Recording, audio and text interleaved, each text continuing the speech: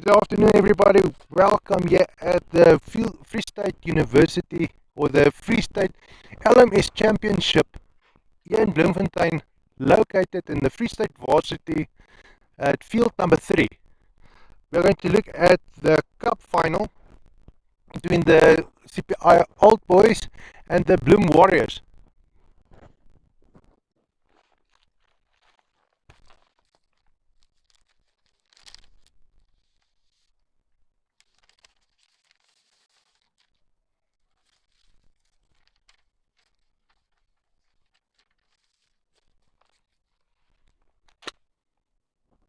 Got a bit of a breeze here coming from our back.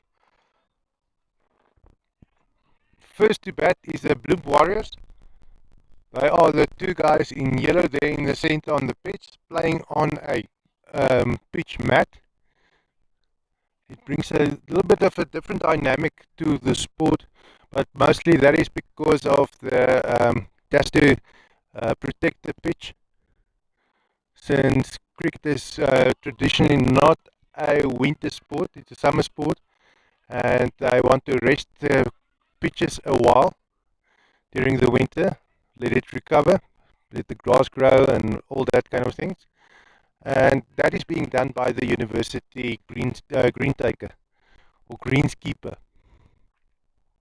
or groundsman. Um, so we're going to leave him doing that, and we're going to do as little damage as possible to the pitch, and that is why there is a mat on the pitch.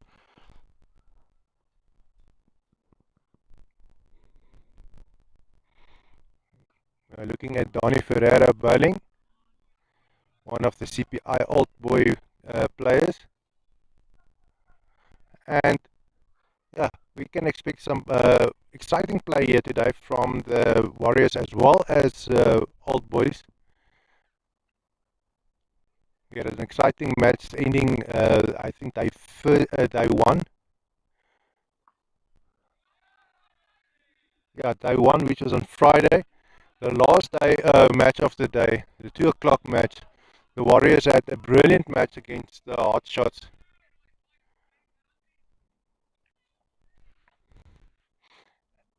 And what I like about the team is they bring some other dynamic of or kind of energy to the field.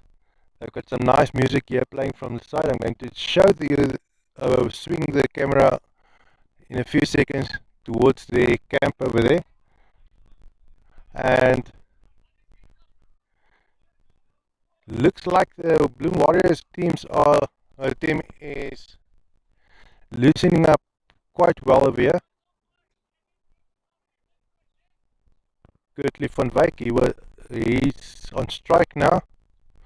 Also the man who got Player of the Match award earlier in the championship. The team of the Bloem Warriors is Brandon van Heerden, Seth Fledermaus, Gertly van Wyk, Jesse Adams, Gustav Pretorius, Andre Leroux, Jan Creer and Marius Nienaber.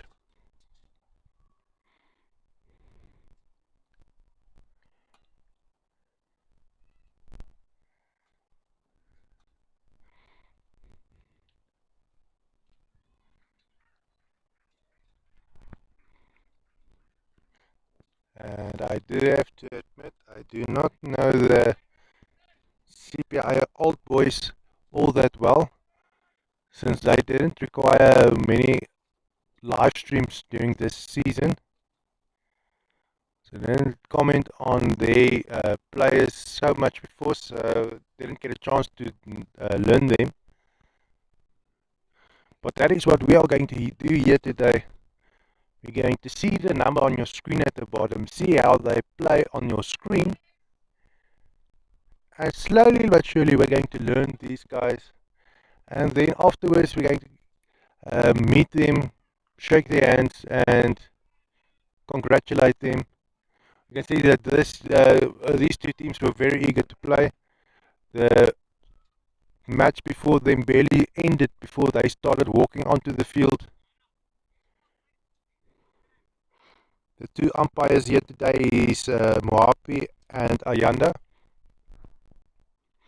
full names. I'm going to try and pronounce it correctly. A beautiful shot towards the boundary. Is that going to be a 4? That looks like it. The two umpires is uh, Batla Kuhana Moapi and Ayanda Sikweyiya. But we're going to refer back to Moapi and Ayanda in any case. The main umpire at the stumps is Moapi, and in today's match we're going to have a square leg umpire, and that is Ayanda standing on square leg. Usually it's one of the batting team's next batsman who has to take that job, but not yet today, because the simple reason that a batting fielder might have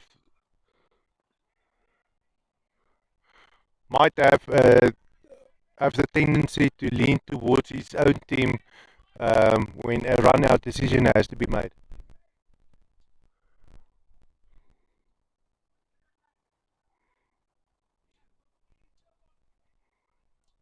Looks like he didn't catch that ball.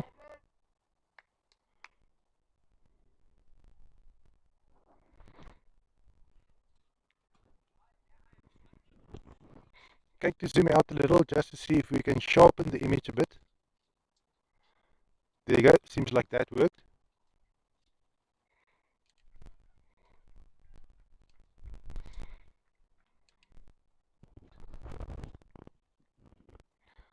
Coming in is Hannes Herbst bowling.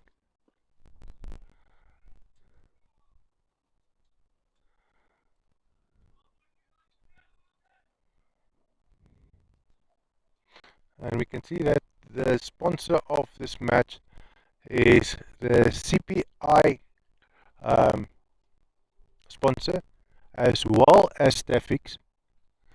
CPI is sponsoring a lot of teams here in Bloemfontein, and the CPI Old Boys are merely one of them. Then we get the CPI Hotshots, CPI Crusaders, CPI Challengers. It's like 5 different teams that CPI is sponsoring. Stafix is only sponsoring the one, and that is Bloem Warriors. And we will see a lot more sponsors coming on to LMS Cricket, hopefully expanding the cricket talent here in Bloemfontein.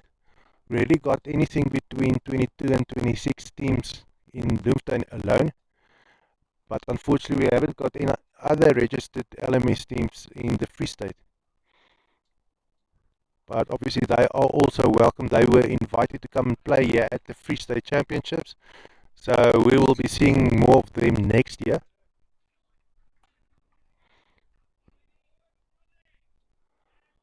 Because these guys all know each other so well. They know all each other's weaknesses and strengths, and they play according to that. And yeah, it gives them a little chance to learn the style of a person in a short notice, in a short space of time.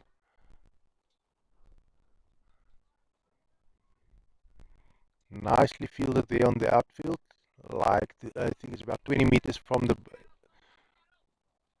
the boundary.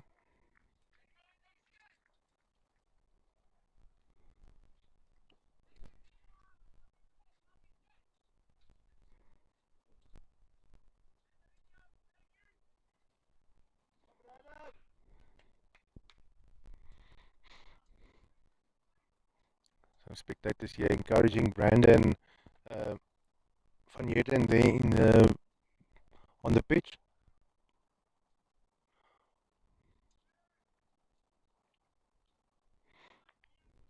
And that is what you heard here next to us, spectators enjoying the cricket, enjoying coming to support family members, especially here on Father's Day. And that was a wide, and hopefully you didn't hear the frustration there from the from the bowler.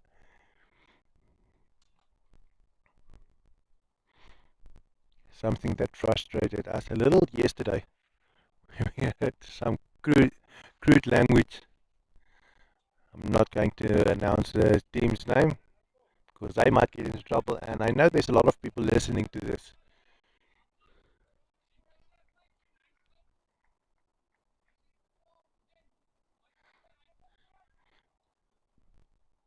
I'm not going to be part of putting down a team, whatever they are doing wrong.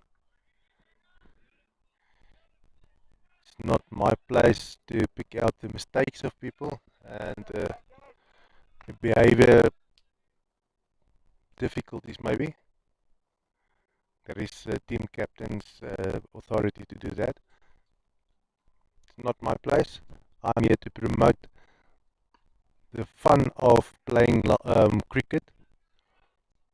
Any cricket, not just last man stands cricket, but actually any sport.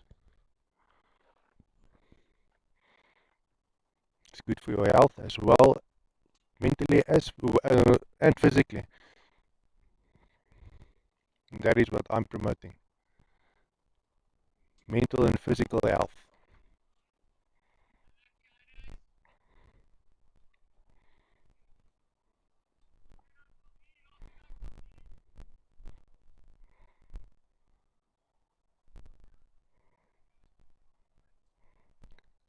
Wondering why Andre Herbst is being called Uncle D.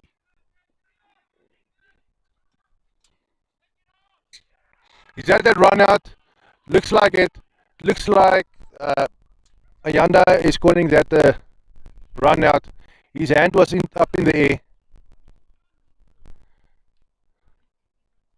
That was unnecessary.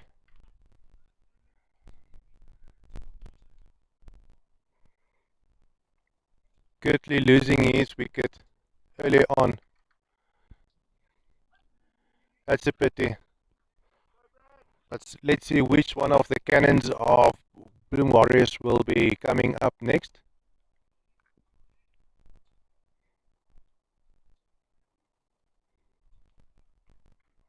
While we were wondering why Hannes Herbst, the bowler of the CPI Old Boys, is being called Uncle D. You would have thought that it would be more like Uncle H, but or HH, double H, something like that. Double H. This was a wrestler called Double H. No, it's Triple H. My apologies, but he would have been double H. Anyway, it would have been making more sense that Dani Ferreira is being called Uncle D. Unless you are the owner of Mr. Delivery, which is called Mr. D, but that is being owned by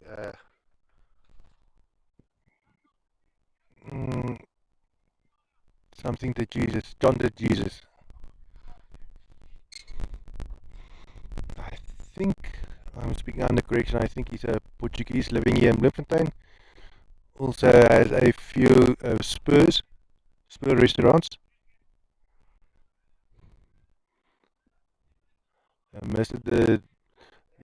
A very well-known businessman in Bloemfontein, but he wouldn't appreciate being called Mr. D. Not even Mr. J.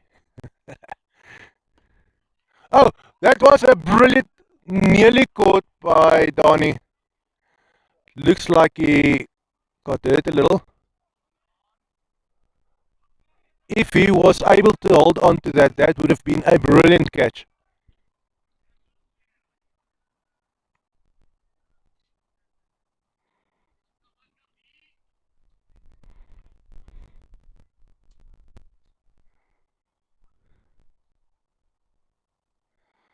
Donny Ferreira just scraping in a little bit more respect. It's a ball on. Looks like that was a 6.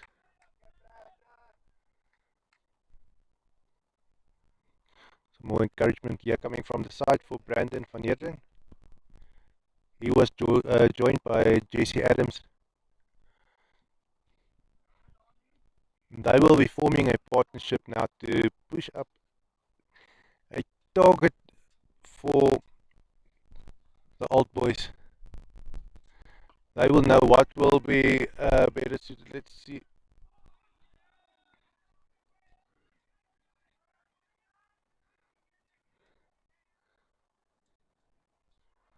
Looks like we are going to struggle to find a catcher today. We were lucky to find one yesterday. But today we already had one where it was Benny Lebo who caught a ball in the toxic match, standing in a kind of a slip position.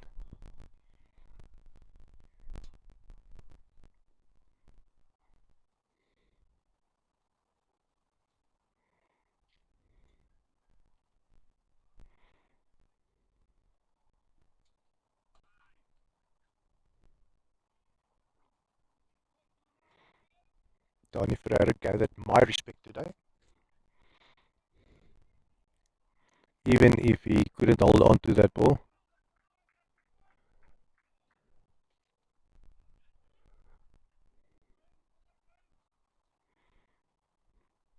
But now it's Jesse Adams on strike, and he's playing it along the ground.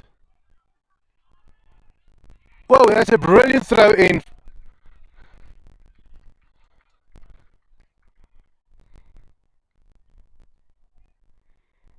Is that out? Is that stumped? Looks like the batsman was safe.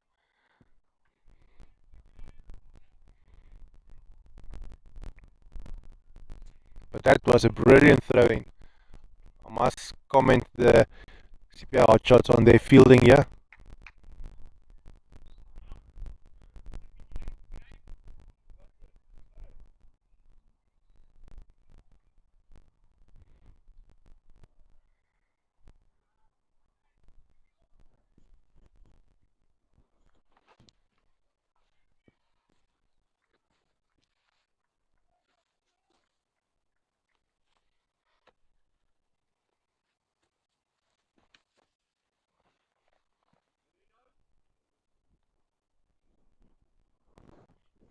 And as promised earlier, let's have a look at the Warriors camp, where they might be hearing some music coming from.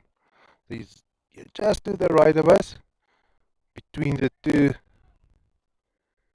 there are 4 Staffix flags. That is their sponsor. You will also be able to see it at the bottom of your screen, to the bottom left. Staffix sponsoring the Bloem Warriors team. Gained my respect a day or two ago because I wasn't well known with their matches, because I didn't get as many opportunities to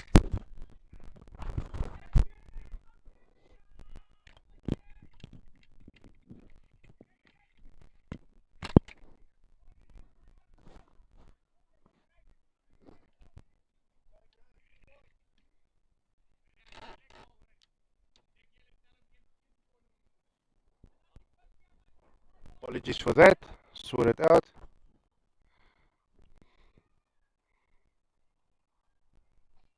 It's okay, it's fine. And we just get moving closer. Face is red due to the sunburn yesterday on Friday.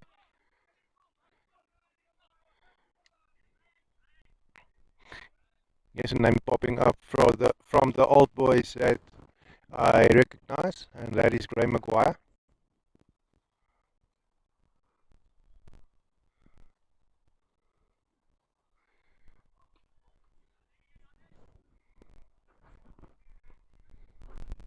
Bloem Warriors now standing on 41 runs for the loss of 1 wicket.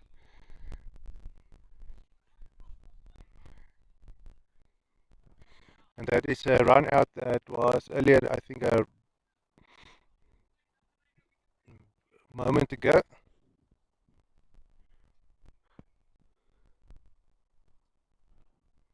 Projected score 145. the Warriors will know whether that will be a comfortable score against the Hard Shots, Hard Boys. Sorry for we getting confused. All these teams are being sponsored by, or most of these teams are sponsored by CPI. In fact, five of them. Five of them in this tournament were only nine Bloemfontein teams registered successfully, and five of them are sponsored by CPI. The rest are like the Bloem Warriors by Staffix, and Bester Masters was sponsored by, or it was, is still, and will be continuously by Bester Butchery. Toxic Teams sponsored by Capstone, and then there are also some other financing. Royal Finance also sponsoring a team. That looks like that was a 6. Well done by Brandon van Heerden. Like we said earlier in the previous match, we are not going to mention anything about the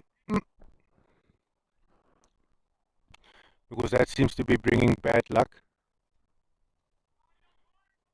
right before a player needs to retire.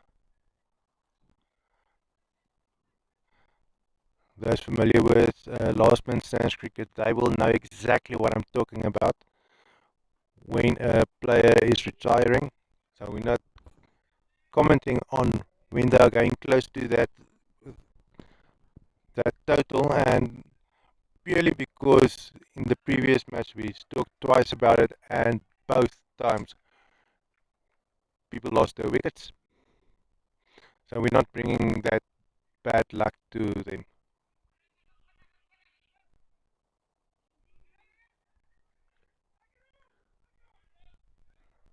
Nice bit of fielding there by the old boys.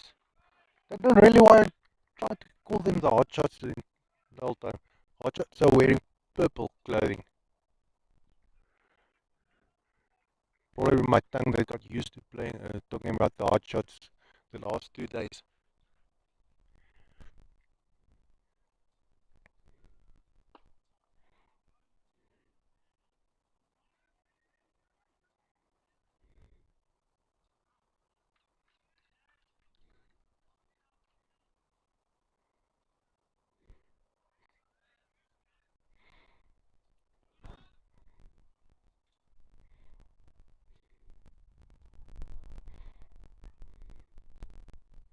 Tony Ferreira bowling.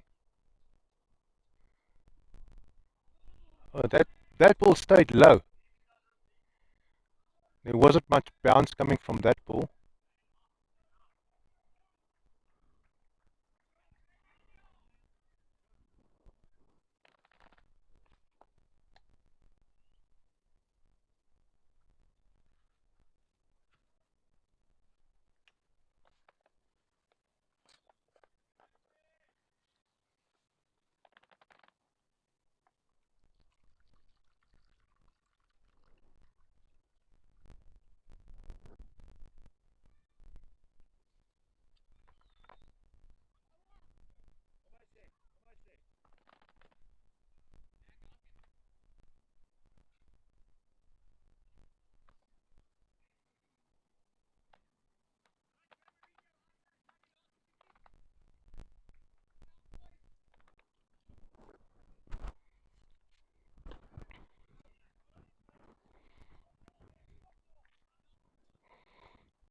Graham being congratulated here from the outfield for his brilliant bowling. Keeping a tight line, making it difficult for the Warriors to score some boundaries.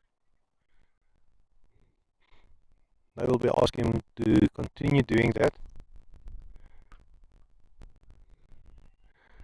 And will this be a 4? It's racing to the boundary, but it will be stopped about 20 meters in front of the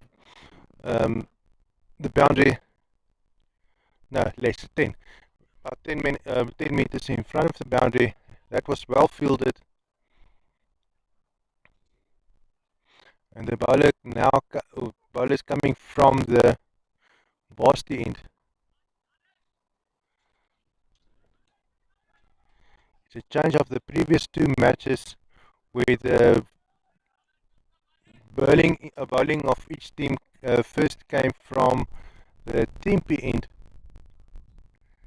Obviously always determined probably about with the wind, but the wind is changing direction ever so slightly every now and then. And the ball is up in the air, not going to be caught, it's going to fall in no man's land, racing to the boundary, but it will be stopped once again between 5 and 10 meters in front of the rope. And some nice music coming again from the Warriors camp. I'm going to show you the direction once again, see if the microphone picks up the music.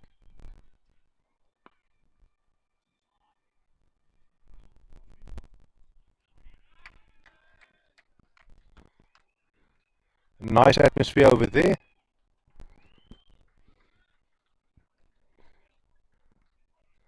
And it's Brandon van Heerden retiring after a brilliant innings. 52 runs from 32 balls. He will be called upon later if the rest of the team lose their wickets before the innings is over. And let's see, he will be joined by Jesse.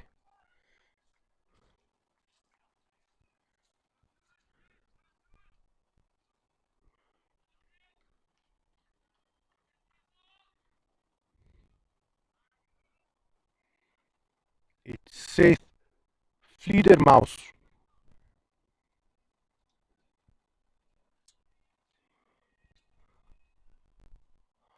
I would like to meet him after this match. I've got some questions.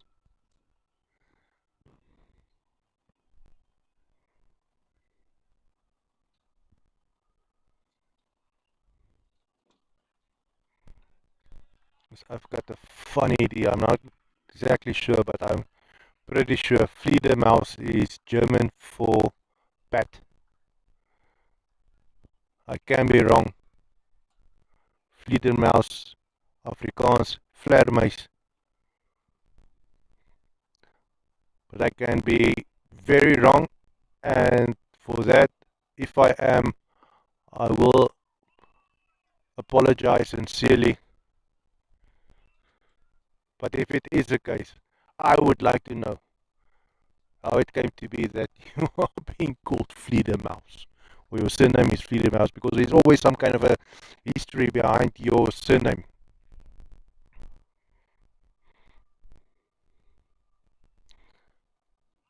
I know a lot of the white people from South Africa have a European heritage, and most of their surnames are Dutch, and at some point they actually made a joke about getting the surnames, or giving surnames, and yeah, it was a joke for them because they had to do it at some time. Well, that is what I was told at one stage. They had to think up a surname for them because you can't have a Klaus in one town and a Klaus in another town, and 5 Klauses in one town at one stage. And it becomes difficult if you talk about who's going to be Klaus. And that's why they said, now you must have a surname. And they started making a joke of it. And that is why you got surnames like my grandmother, who is van Niekerk. And Nieuwenhuis. And yeah, there's many. Koekemoer. Making a joke of it. And yeah, that stuck somehow. So yeah, coming back to that, that is why I was thinking where the surname Vliedermaus comes from. Maybe there was something similar happening in Germany, if I am correct.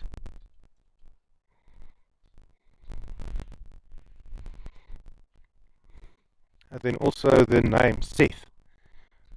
Seth being the god of death in Egyptian mythology. It's a funny combination of the two, and that makes for an interesting conversation with the guy without being trying to be funny and trying to knock the guy. But it makes for interesting and probably a topic of many conversations with if he had blind dates in the past.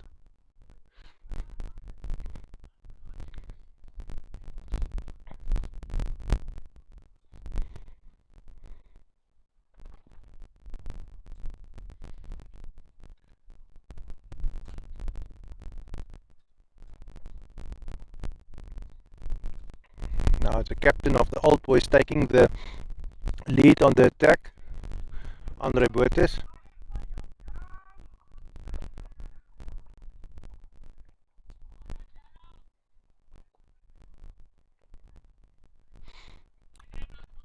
Also probably one of the two managers working the managers working the hardest, um, getting last man stands cricket ready every Sunday.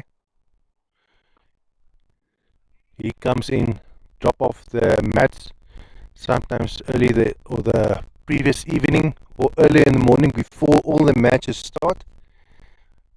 Then he comes and plays during the day. And after everybody played, he rolls him up and takes away the mats again, as well as the wickets, and hands over the cones and everything to the umpires. Every manager has his job and responsibilities. He's also the guy usually talking to the management or the groundsman of the university, determining what pitches we can play on.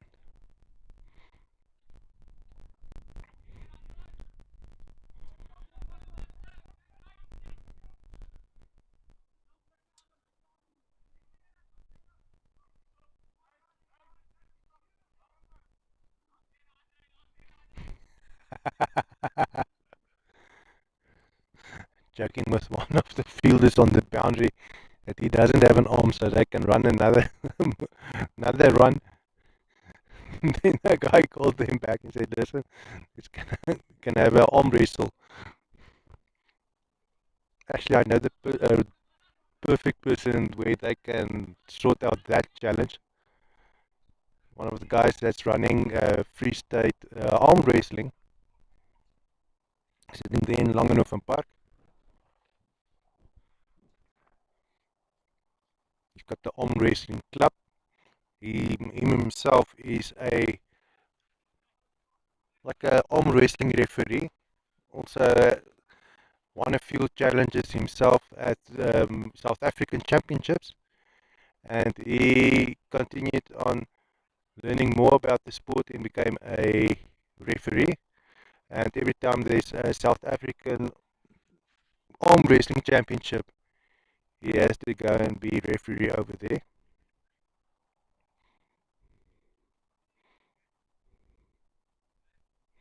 I think it's something like Langenhoven Arm Wrestling Club. Can be mistaken. Projected score of 162. Bloem Warriors now standing on 81. For the loss of one wicket, they changed sides. Now bowling coming from the Tempe end. And that was a reverse sweep. A failed reverse sweep.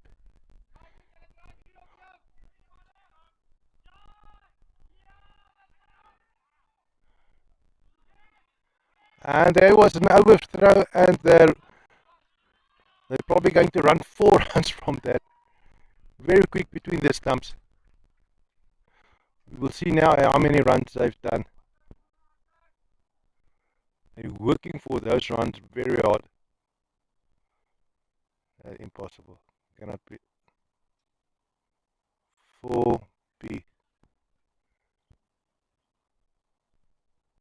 Yeah, look like they ran 4 runs. It's not the 4 that scored. Almost thought it was a 48. Said no, bull. As bull twang. Going to run 48 runs in 1 over. That's 4, yeah.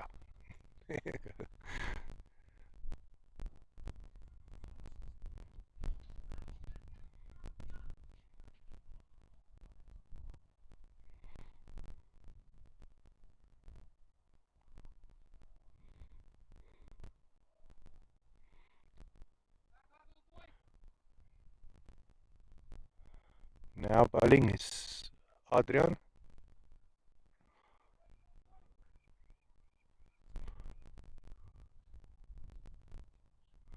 Cannot confirm whether that is his full surname. Paul? Can be, I'm not familiar with that surname.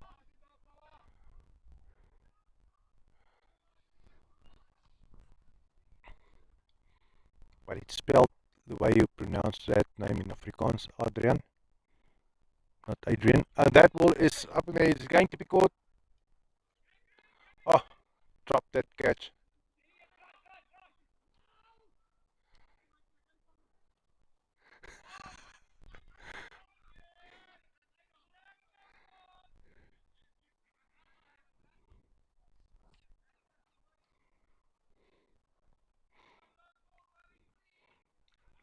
Fielder being very disappointed with himself.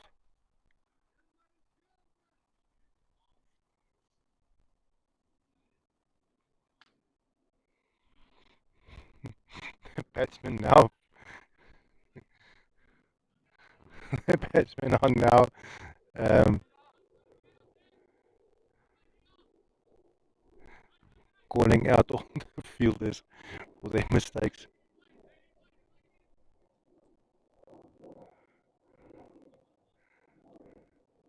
Usually get that trash talk from your wicketkeeper with a batsman, but now you get the, the batsman trash talking the entire fielding team of the hot shots.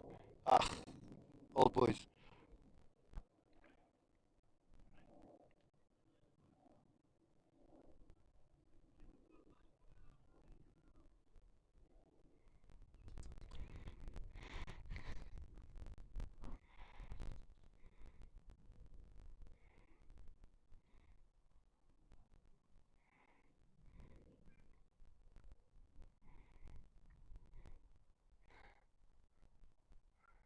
And that's just helping the ball around, just changing its direction slightly for a 4.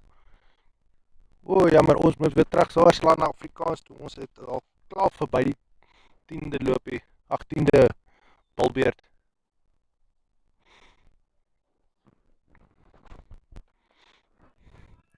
Kop raak so vasgevang en gemors te praat.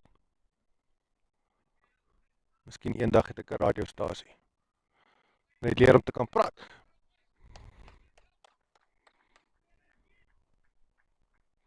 As Andrei Boot is wat nou bal.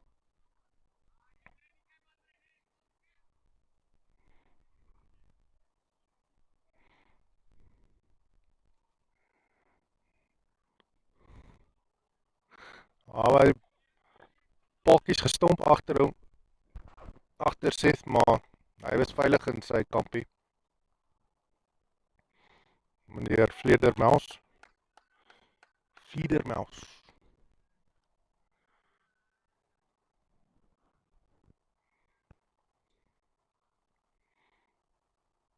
O, nou is nog 'n groot hou hierso deur hom. Oop.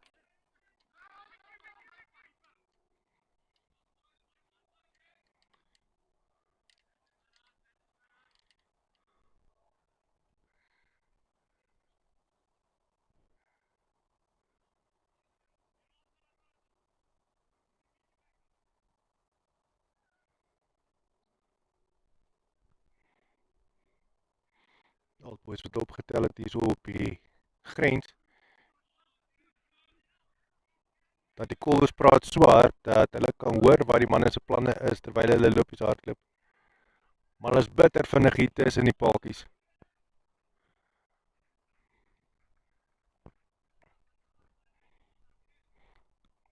Hulle baie sterk op koers om 174 lopies aan te teken.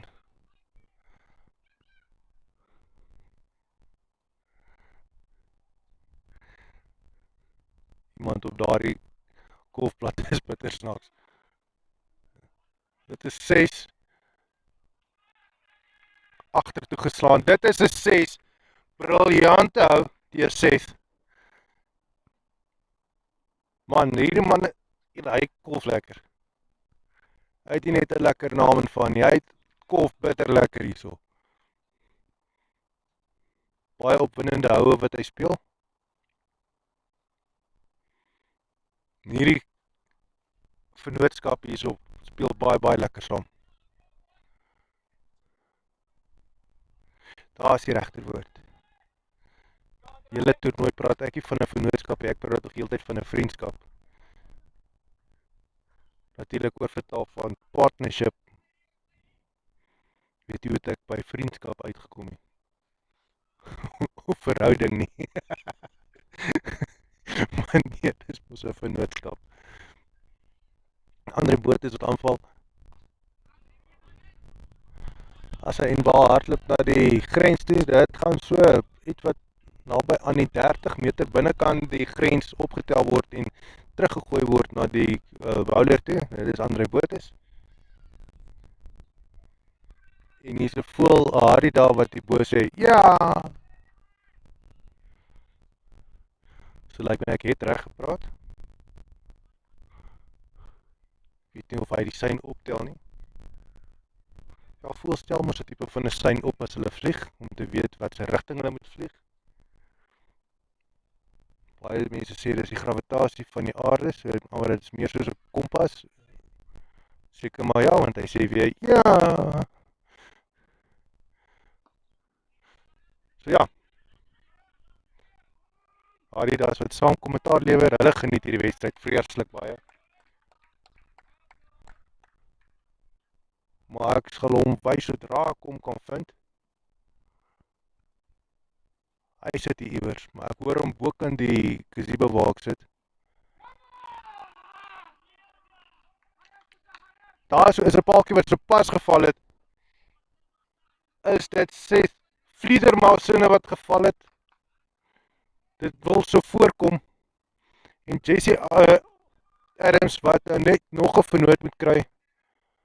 Dat hy nou 'n vriendskap moet bou om nog lopies aan te teken. Dit is eintlik 'n baie goeie vennootskap wat hulle nou aangehaat het.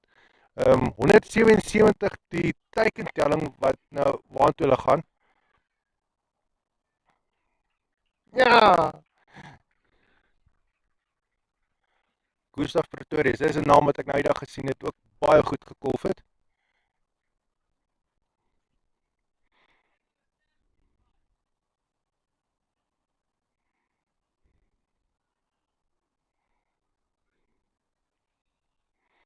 Old boys wat gaan ietsie moet doen aan hierdie vrye loop van lopies.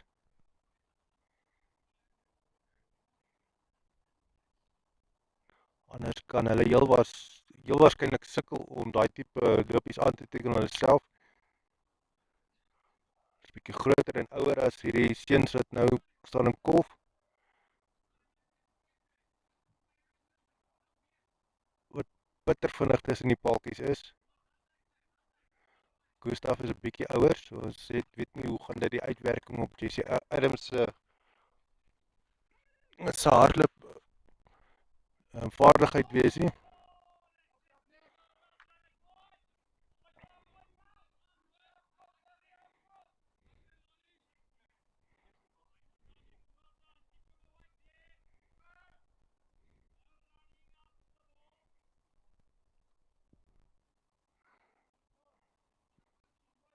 Maar Gustav lyk nou nog 'n jong seun man.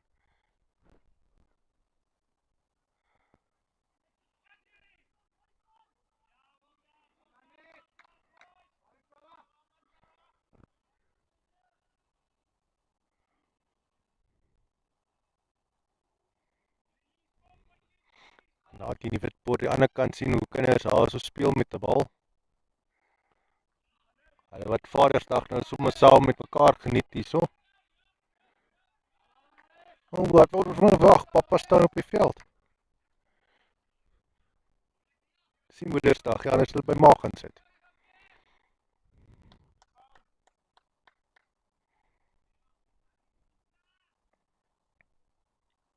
Mamma sit alleen. Of mamma kuier lekker saam met vriendinne. Maar die lekker ding is die kinders pla nie.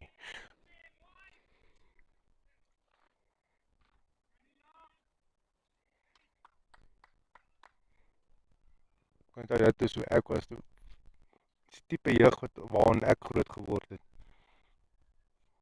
Kinders gesien moet word en nie gehoor moet word nie. Sit jy in geselskap en tande tel nie. Jy is buite, jy speel buite, in die straat, oral, en kom huis toe wanneer die straatligte aankom.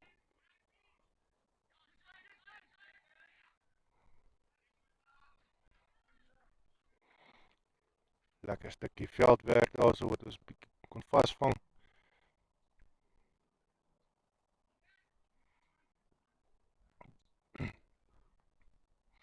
Die hele deploy wat nou bal,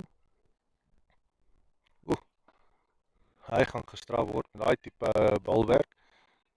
Nee, bal word gekeer net voor die grens, seker so 10 meter voor die grens. Dit gaan nie 'n 4 wees nie.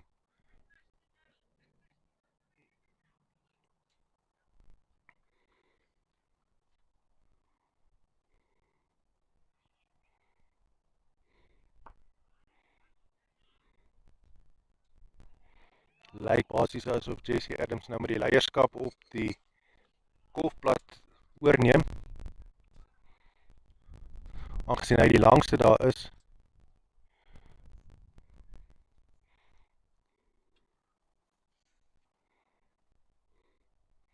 Neil deploy wat bal.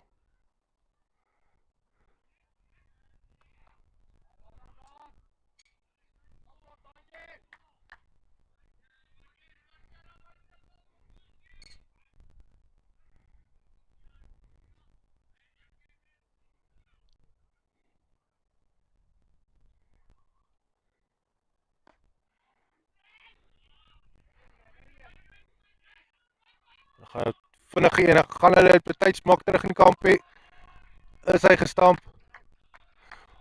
Ons sien dat Ayana nader stap.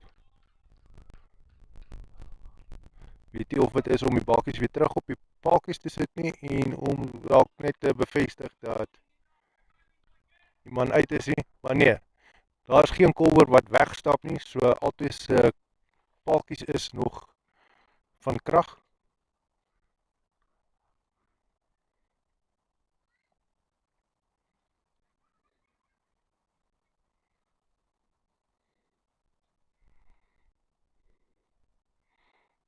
Veertien balbeurte daarmee heen, nog net 6 oor in hierdie 20, basis T20 wedstryd. Manne is sterk op pad om 171 lopies aan te teken, as hulle aanhou soos hulle nou aanhou. Die bal kom vinnig hier na ons toe.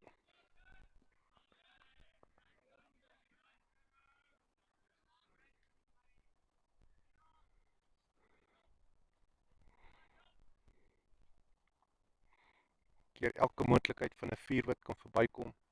Maak dit net so 'n bietjie moeiliker vir die Warriors om punte aan te teken.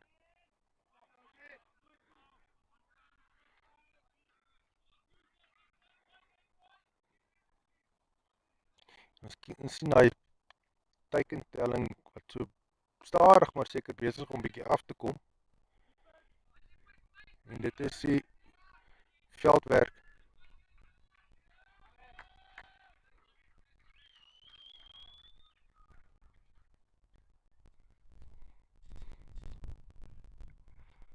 My hopie wat daar so vir hulle wys, 'n mooi stukkie spel hierso. Ook homself 'n cricketspeler.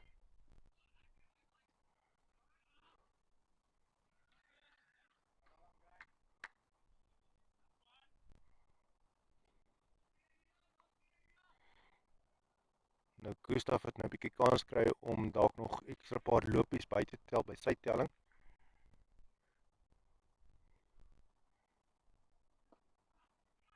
Grondhou.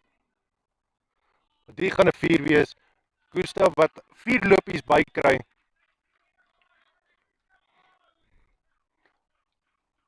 baie bly daarvoor wees.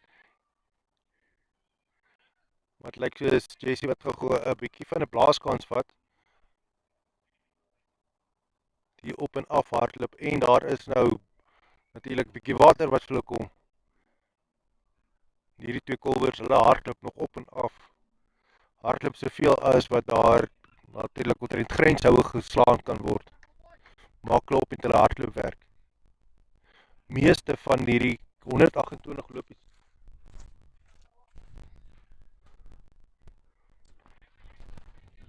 Meeste van die 128 lopies wat hulle aangeteken het, is gehardloop vandag en nie soseer met grenshoue nie.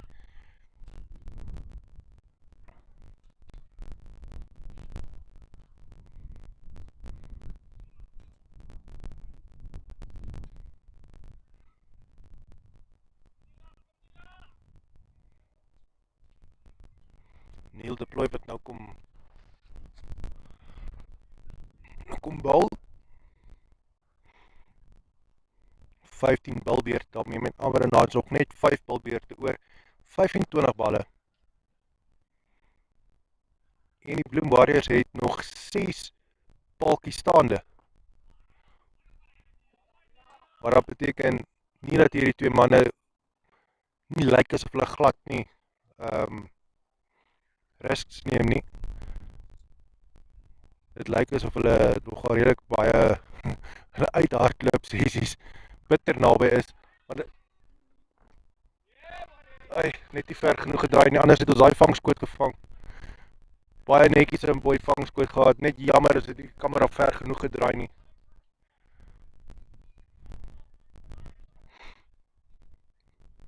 Vra om verskoning vir daai ene. Dis een van ons verwagtinge om die catchers ook op te neem nie. Ons probeer maar daar waar ons kan.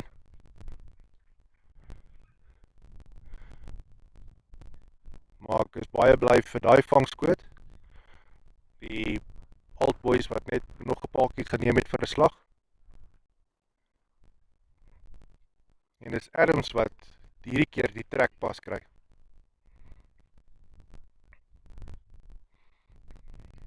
Nou André Leroux se beurt om sy stempel te kom afdruk op hierdie wedstryd.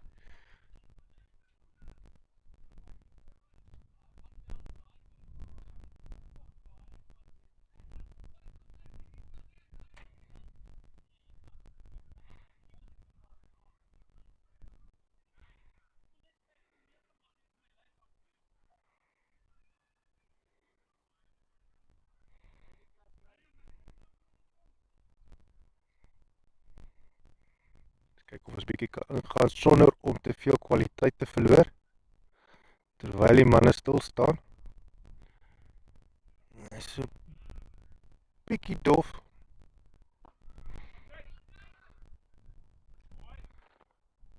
Dis daai man wat net uit die bal vangskoot geneem het.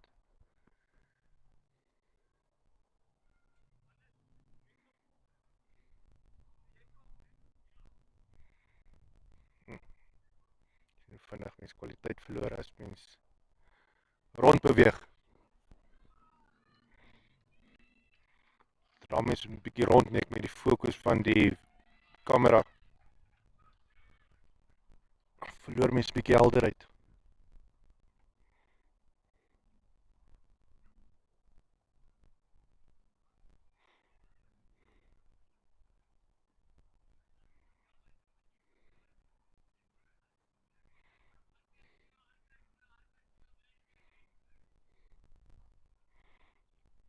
Altoos vir daardie getekende telling van 171 lyk my onder beheer gekry het.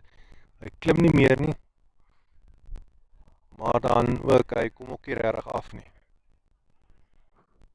Net afgekom na 169 toe, weer teruggekom na 171 toe. Alles elke keer as daar 'n grenshou geslaan word.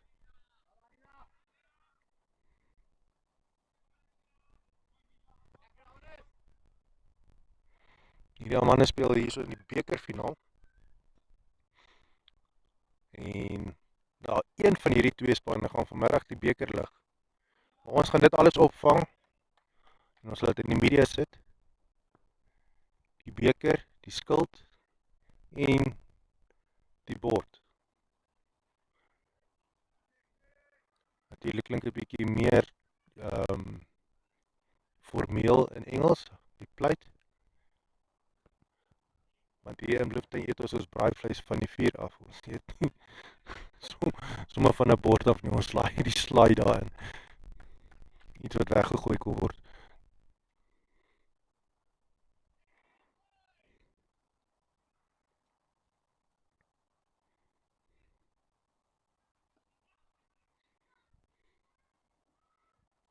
En daai bal hardloop na die grens toe, hy gaan dit nie maak nie.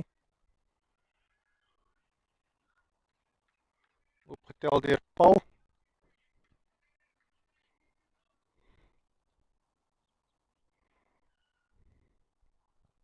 Herpspit nou bal. Die Paul nie. Pau.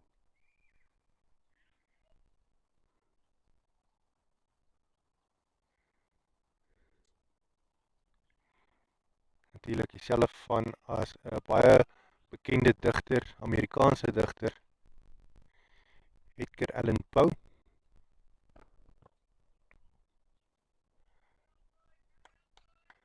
Iets wat van ons nou nie regtig in Suid-Afrika geleer het van op skool nie.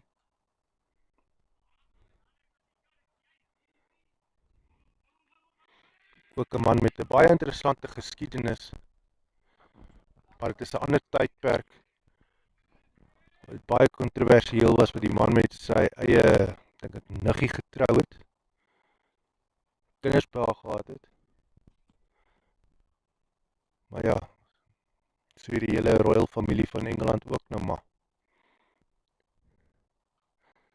En dit is waar, ja, mense noem dit bloedskande.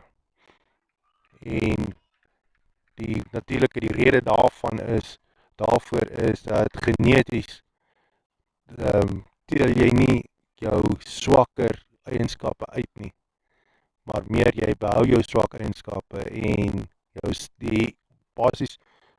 sterker eienskappe, mens kry nie nog sterker eienskappe nie, en mens kry dan genetiese siektes, soos wat die seun van Russiese tsaar, nie tsaar nie. Dis 'n vuur, baie mooi vuur deur Gustav. Lyk my begin oopmaak, daar is nog net so 'n bietjie minder as 4 balbeurte oor.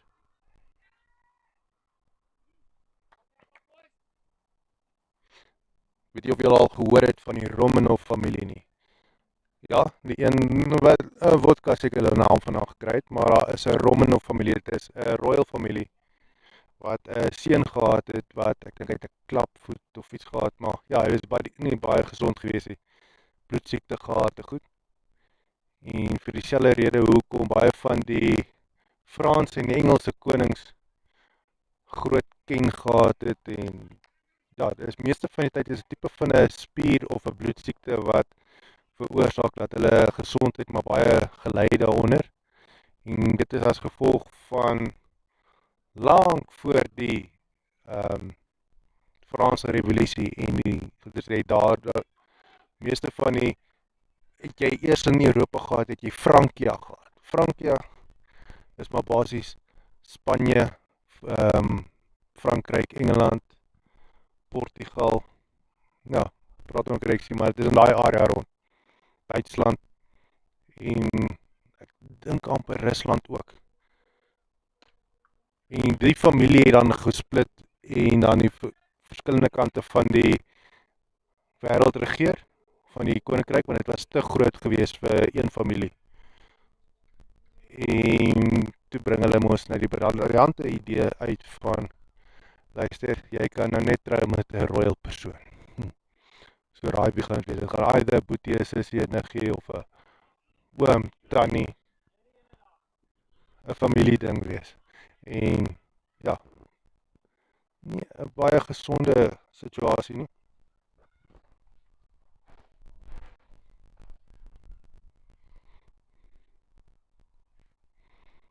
Ja, maar wel, dit is nou wat in Europa gebeur het. So dit was normaal gewees hier in die 1800s. En dit is dieselfde tyd as wat Edgar Allan Poe gelewe het. en hy was 'n skrywer, baie swaar gekry natuurlik as 'n skrywer, daar nie veel geld daarin nie. Hy het eers sy werke het eers baie bekend geraak, so skilders baie jare nadat hy dood is. Maar so mense het niks snaaks daarvan gedink dat hy met sy niggie getrou het en kinders gekry het nie. Ek dink dit was meer kontroversieel. Iets wat ook baie redelik aanvaarbaar was daai tyd, is toe hy met haar getrou het, was sy iets soos die eers tussen 12 en 14. So sy was baie klein, maar in die middeleeue was dit ook nog maar 'n normale ding gewees. Hulle het net verwag om mense om 25 jaar oud te word of 30 jaar oud. Bal is hoog in die lug en op. Wat 'n 6 wees. Dit is 'n pragtige 6.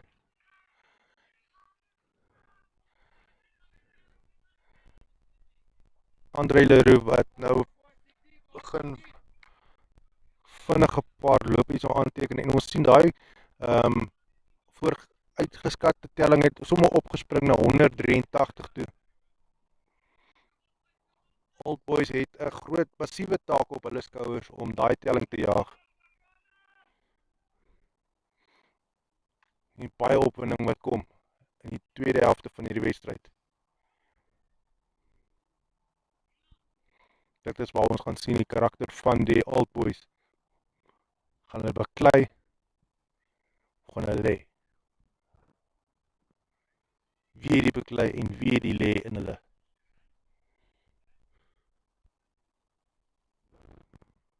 Solank jy net lê naby aan Edgar Allan Poe nie, want alles hier familie is, hy gaan jou streep. Nie veilig naby daai man nie.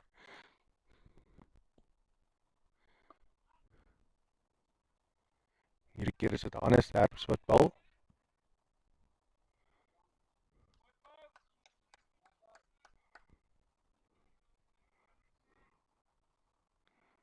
Lyk soos 'n jong man aan die oorkant wat sy naam van Pau is, waar ons hele gesprek gegaan het voorheen.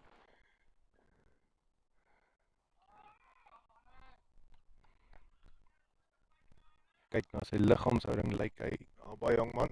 As jy verstaan as ek so wys, is hy daai. Weet nie of hy oomblik 'n bietjie koud kry of wat die situasie is daar nie. Maar hy het 'n top aan, so hy mag dalk 'n bietjie siek wees. Veroorsaak dat 'n bietjie koud kry.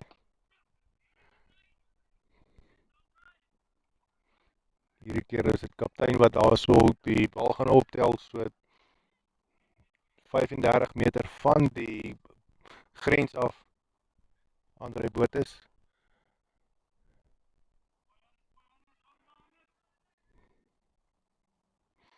En Hannes wat natuurlik so nogal baie mooi motivering kry hierso van die kant af om net aan te hou bal soos wat hy nou bal. Hulle is tevrede met dit wat hy doen. Dis André Leroux en Gustav Pretorius wat nou paaltjies of lopies hardloop, laat dit goed gaan.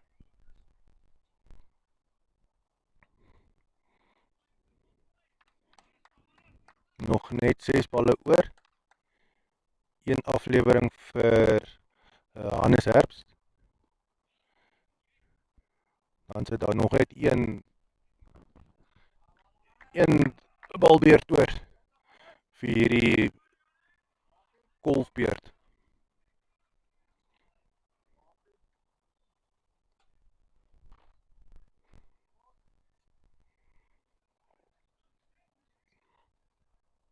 Daar is hy. Hoe gaan die Warriors nou die laaste balbeurt aanpak? Hulle het lekker baie lopies met mekaar gekrap nou. En vraag gaan op baie mense se lippe wees, luister, gaan ons daai laaste bal gebruik om 'n houbrand te slaan? Houbrand beteken 12 lopies, nie net 6 nie, maar jy moet 'n 6 slaan van die laaste bal en nee, hulle oefen slank met 'n 4.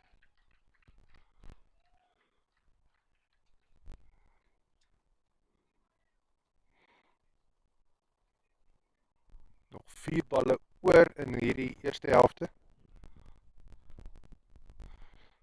laaste bal slaan vir 'n 6 is 'n 12 lopies wat net die spyker in die kus gaan indryf. Gaan hulle dit doen? Gaan gekeer word voor dit?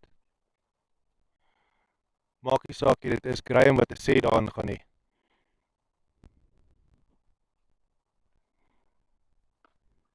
Nog 'n harde hou wat grens toe gaan, hy gaan verby Pau en tussen Pau en Andrei verby.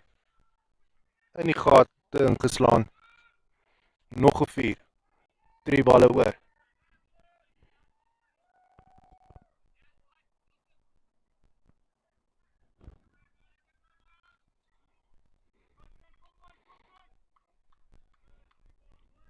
Baie druk wat nou op Graham gesit word.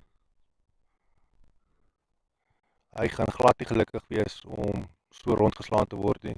En definitief sy stempel wil afdruk voor die einde van hierdie wedstryd. Nog 'n harde hou wat grens geslaan word, maar hy gaan gekeer word.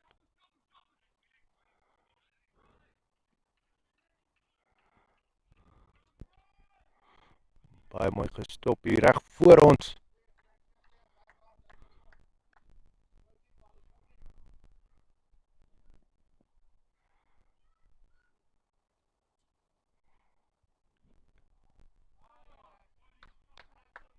Het hy daai bal geraak? Ja, kon niks met daai uitgerig kry nie. Pragtige aflewering deur Graham. Span vra vir hom om nog van sulke goed af te lewer.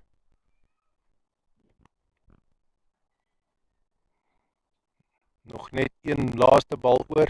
Gaan dit 'n 6 wees, 'n home run. Dit was gou probeer vir home run. As hy uitgevang.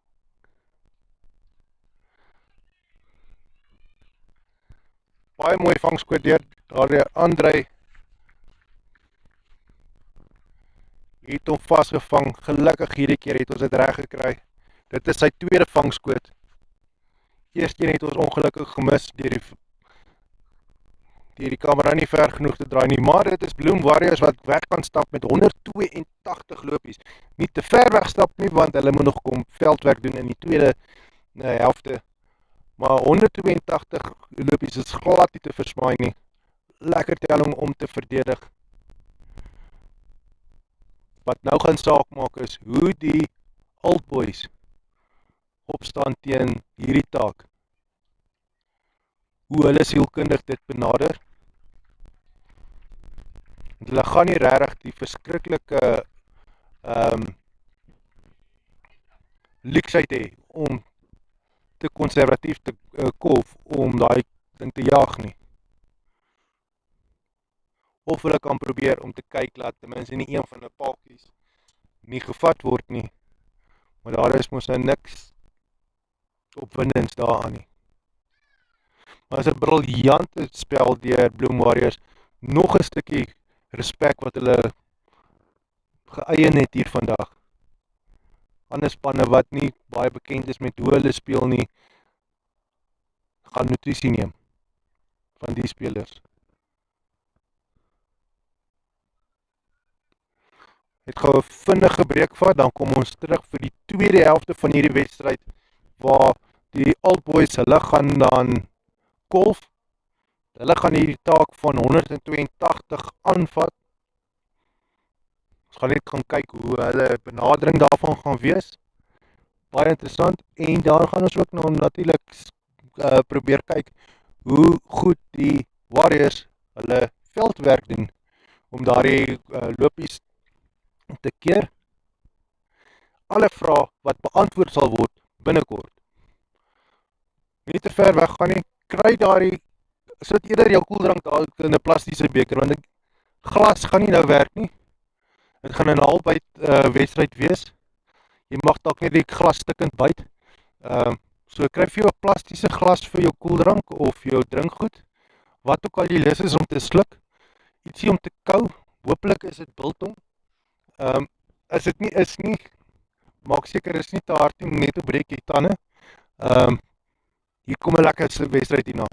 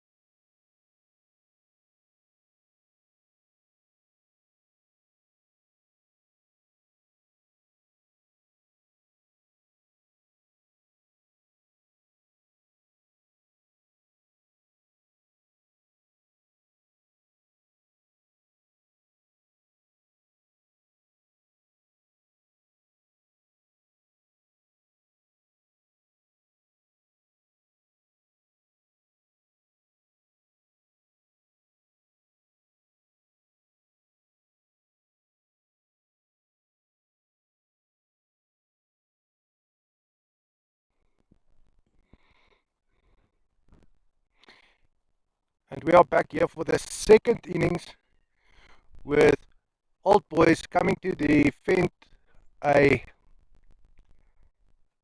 no, chasing a 182 score. Bloem Warriors coming here full of confidence, knowing that they still have to do their job, limiting all the overs to come through.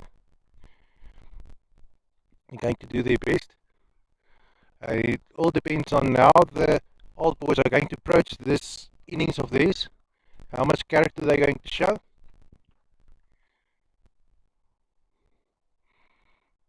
Are they going to accept the challenge? Okay, they have to accept the challenge because they are stepping onto the field. But it all depends now whether they're going to fight or lie down.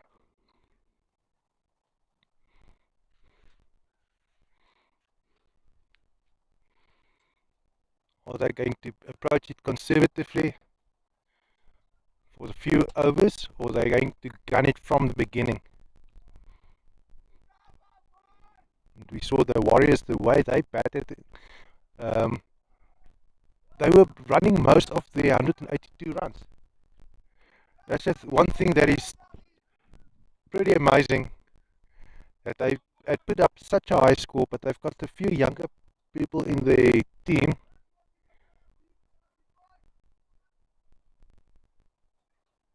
was able to run most of those runs. And yeah, so the majority of it not coming through as boundaries, except here near the end of the innings where they scored a few more boundaries. But that wasn't the majority of the run rate up to then.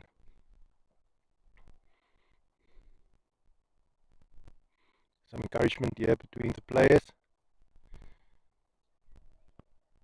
They cannot congratulate each other yet. Obviously, motivation is always welcome.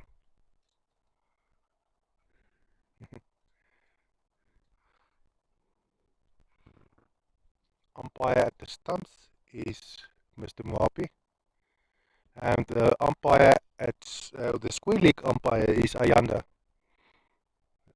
The two characters just changed roles in the match before this one, the previous match, where Ayanda was the main umpire with Moapi on square leg umpire.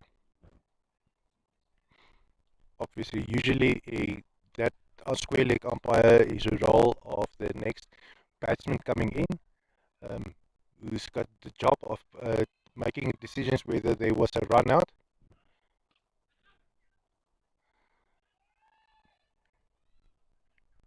And we're just waiting for the scoreboard to update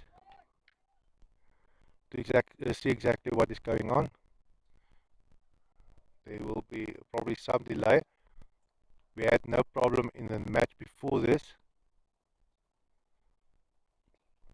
or the match leading up to now, although it just started off a little bit slow. Then it caught on. There you go. Like we said, it's not going to be a permanent problem. Something that usually sorts out within one or two deliveries. En dis Anton Botha en Pau, Adrian Pau, batting, opening batsman. And that looks like that is going to be a four, played beautifully between the two fielders, finding the gaps early on, and that is exactly what will be needed from the Old Boys to chase this massive score.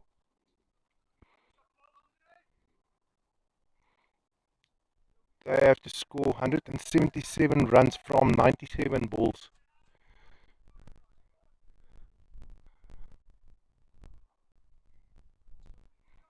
If you want to run those, you have to be extremely quick, very, very fit. That's not always the case with these guys, since they are also working during the week. And for most of them, they don't have youth on their side.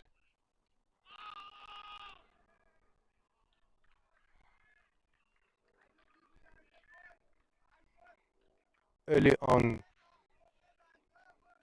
the Old Boys being put under pressure here by the wicketkeeper of Warriors.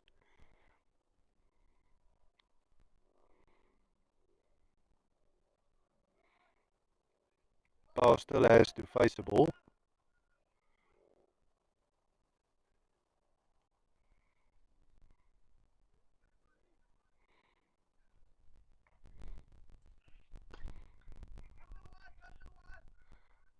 Aggressive shot towards the offside of the field, the onside.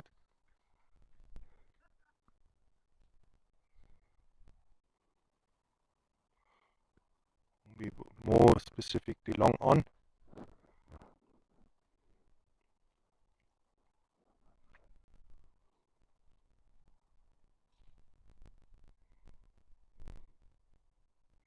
And that was over for Andre Leroux.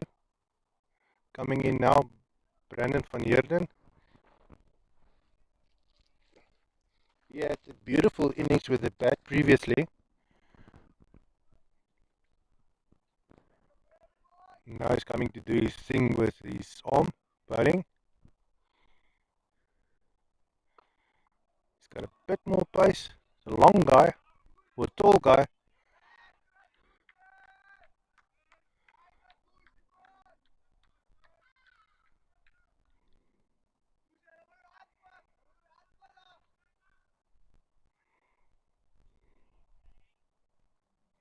Many of these guys hungry to start fielding because not many had a chance to bat in the first innings. So now is the first time to come and shine on the on the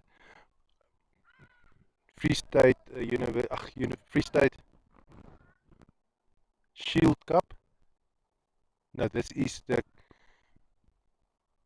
Free State Cup for which they are playing now.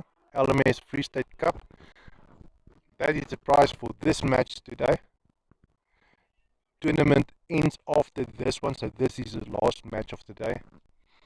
And then it will be the formalities of handing out the medals, the plate, the cup, the shield to those who earned it,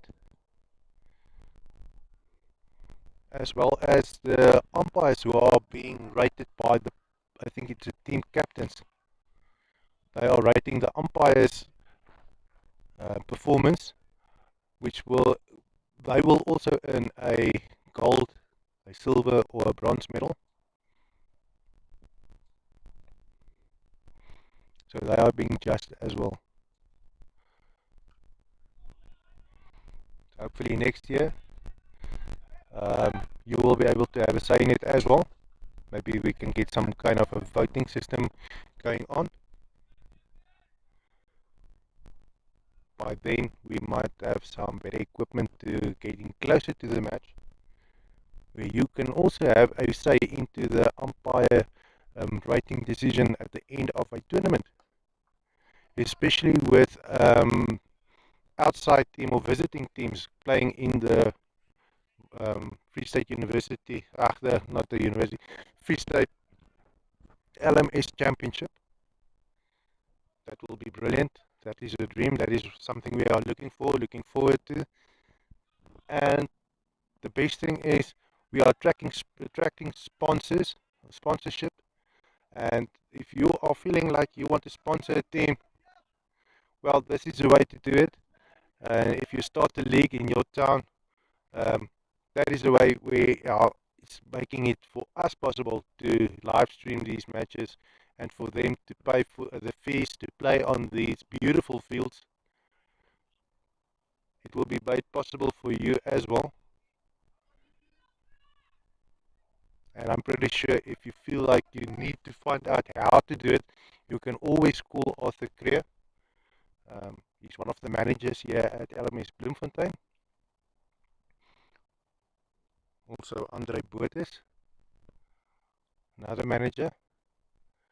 I'm just not exactly sure. That's a shot being high up in there. No, it's not going to be caught.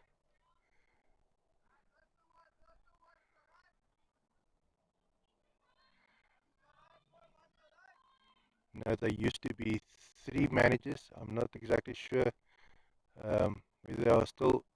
I know JP Hunt was a manager at some stage, but not anymore. Now he's only team manager of the Hot Shots.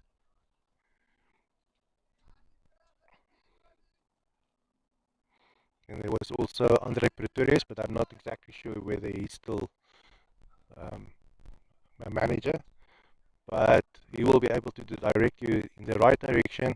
So you can just go onto the app and look at one of these names, and you will be able to um, find out that they are all people that play cricket as well. And then you can have a look at the picture, what they look like, and try and find them on Facebook. Sometimes just sending a message on Facebook to that person is enough for them to reply to you and get your details. Then you can get in contact and sort out whatever you need. Otherwise, you can always look for BFN Sport results. You can leave a message over there. That is my page. I've actually got a few pages where you can leave a message, and then I can direct your message to the right person. And then we sort you out. Help your town to retain its cricket talent coming through the school system and not getting lost along the way.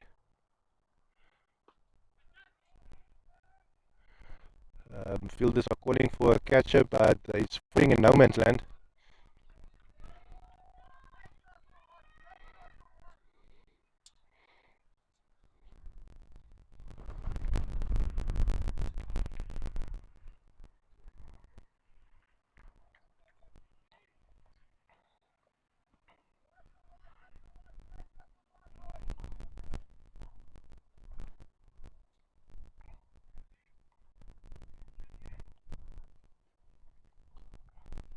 Coming to bowl now is Andre Leroux. No, sorry, Brandon van Heerden.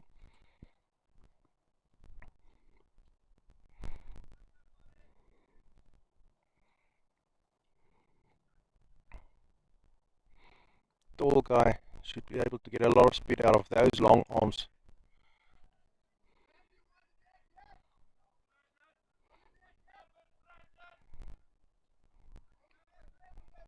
Probably why we've got Louis standing here close to the boundary behind the wicket keeper. Just a safety check for when the wicketkeeper misses one of Brandon's balls so that he can stop a four from running over the boundary.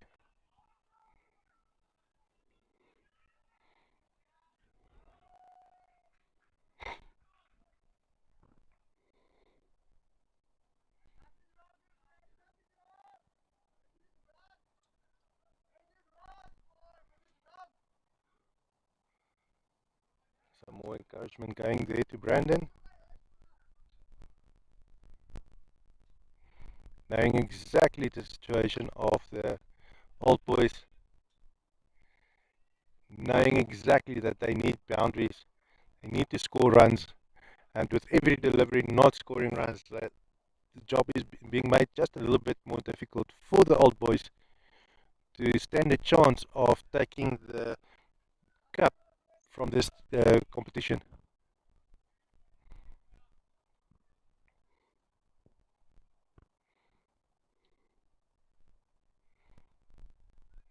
Anton Botha and Adrian Pau now trying to make that dream come true. Having to score 157 runs from 82 balls. That is nearly 2 runs per ball, and or 10 runs per over. Only 5 runs or 5 deliveries in an over. Need to get at least 10 per over. That's only trying to play it safe. If they can maintain that during 20 overs, then they stand a chance of winning this match. So it's not totally impossible.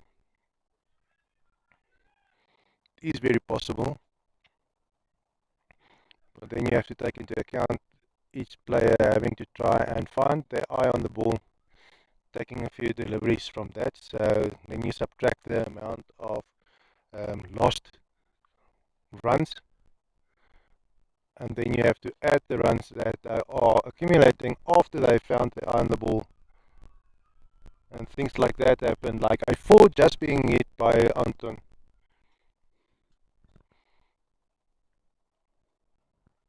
Where they tip the scale of the balance of the scale of runs into their favor. Scoring 4 runs from one delivery means they've made up the 2 runs from that same delivery that they need or they require, as well as the next delivery that still has to come. And if you don't score runs from that, means you still have 1 run in the bank. And that's just taking into account 2 deliveries. And that's supposed to be going on right through the innings. Maybe it sounds sorry, that is the way my mind works. Some might say it's a bit mathematical, but that is how I break down larger sums into smaller brackets to understand and attack basically the problem at hand. Was that the run out? I doubt it.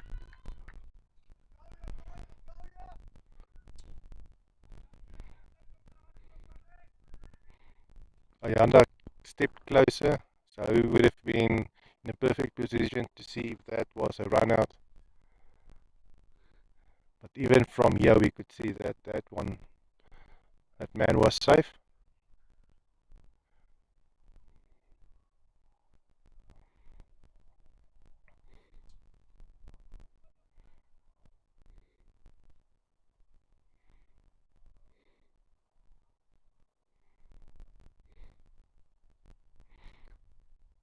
Seems like they are struggling to keep the balls on the stumps over there.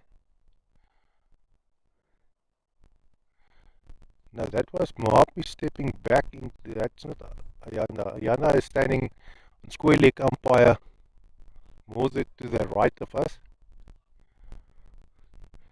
Over there,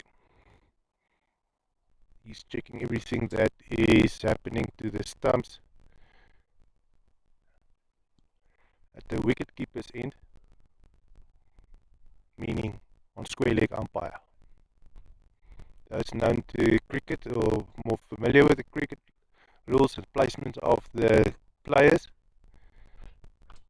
you are a step above me, but there are a few things that I do know about cricket which I looked up, and that is a square leg umpire. You know some of the other positions on the field as well. Trying to learn them every time I live stream a match.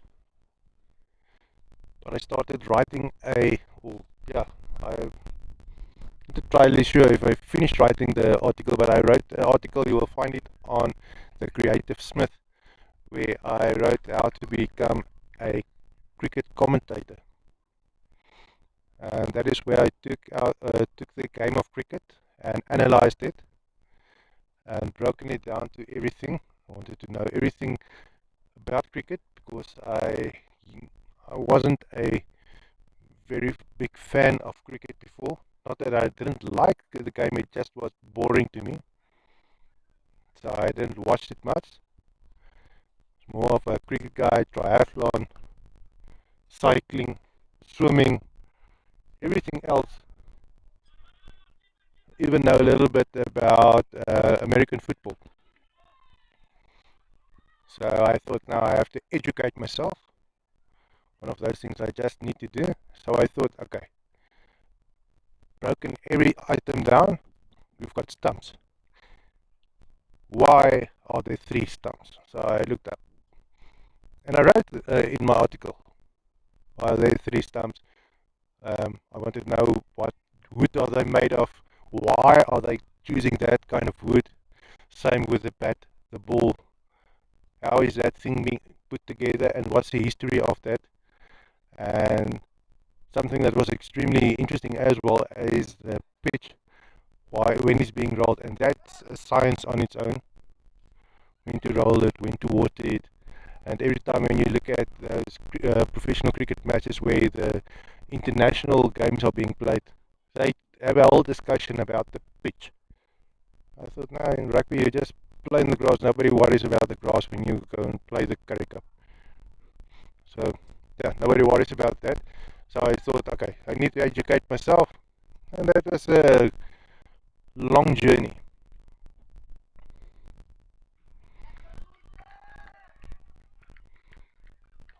Even the hats, and that is information I couldn't find really.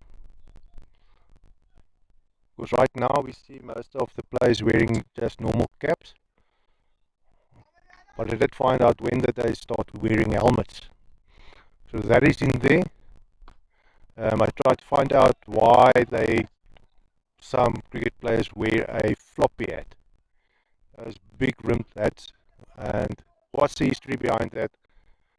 But I really couldn't find it out. It's just some people were more leaning towards preferring that kind of hat. I understand why, because it's, oh, that one is up in the air. Is it going to be caught? Unfortunately, he dropped it. That's a pity.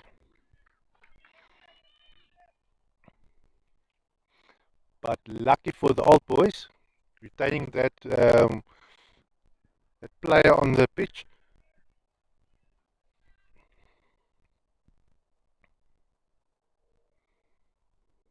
It's Gustav Bowling. The other one is up in the air once again. Is a player under it? Is it going to be caught? Yes.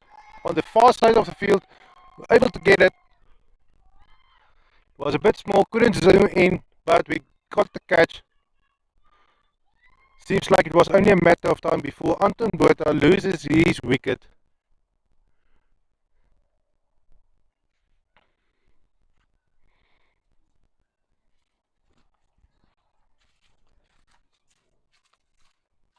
Die stadig om te update my 41.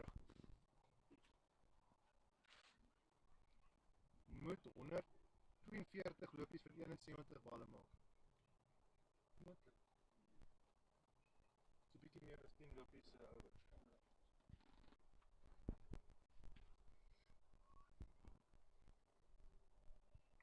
So is nie onmoontlik nie, maar ja, hang af hoe die dinge bou.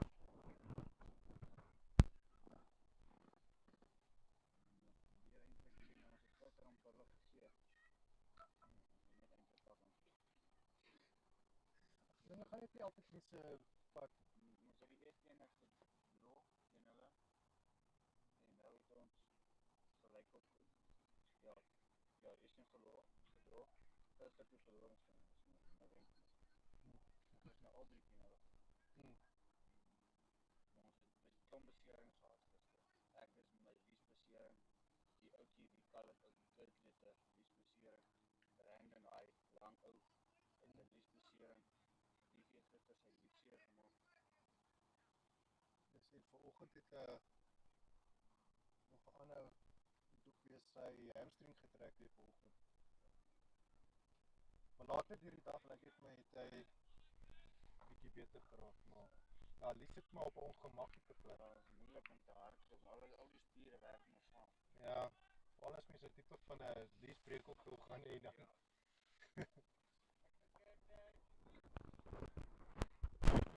just talking here with one of the players coming to um, support these guys.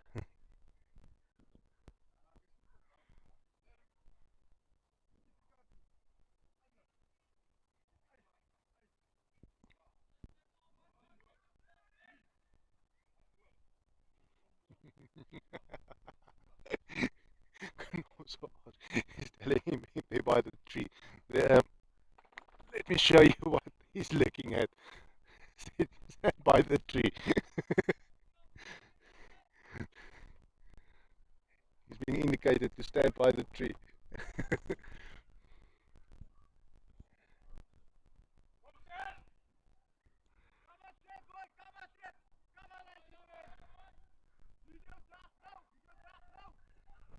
Coming into goal is my favorite guy I would like to speak to after this match, Mr. Freedom House.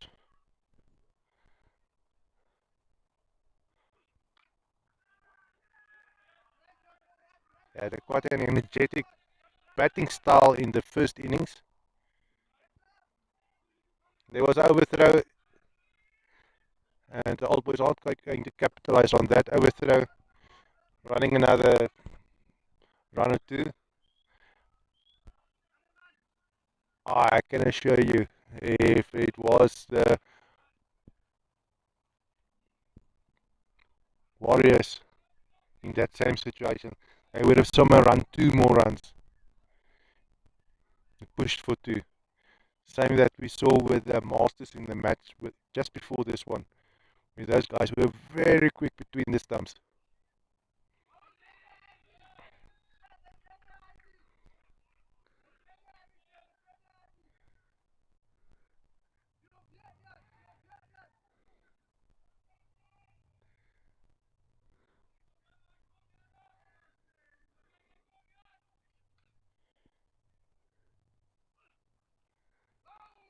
Now it's Graham struggling to get the ball bowled brilliantly in the first innings.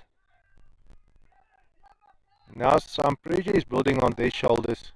It's not going to be impossible to win this match, but they need to be consistent with scoring runs.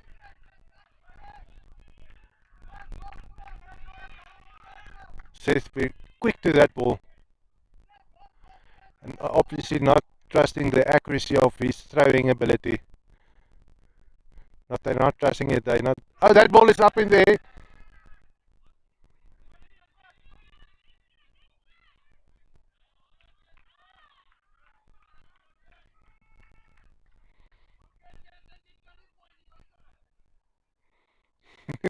They're doing exactly the same that was done with them in the first innings, announcing loudly the faults of the people on the boundary. Saying they can't throw a ball, they can run another run. Going to try and pull the same stunts. Obviously, not meaning anything badly towards him. It's just a bit of good fun and approaching it the game psychologically.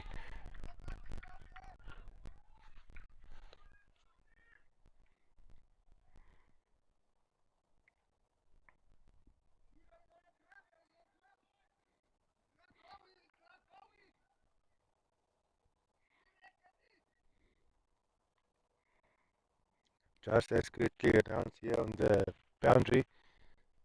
Pressure is mounting, and then Graham losing his wicket. Gustav, perfect bowling, taking a wicket. And the Old Boys won't appreciate losing another wicket. The pressure is mounting to score runs. They're losing wickets. It's just not going their way. It's not all over yet. Still a few guns that can come in. The pressure is building, and the possibility of them catching the high score that the Warriors have scored in the first innings is getting more difficult.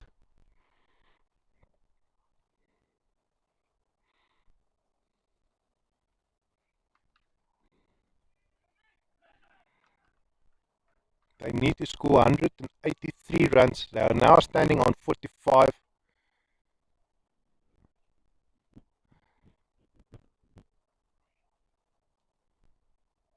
A little bit less than 13 overs remaining in the second innings. A little bit less than 13 overs remaining in this Free State Championship, Last Man Stands Championship, and a little less than 13 overs remaining in this Cup final. It's either the CPI Old Boys or the Bloem Warriors that's going to take that cup. Can only be the one of them. Chances of it being a draw is very little. Not impossible. It has happened in the past. but it can happen. There's a lot of factors at play.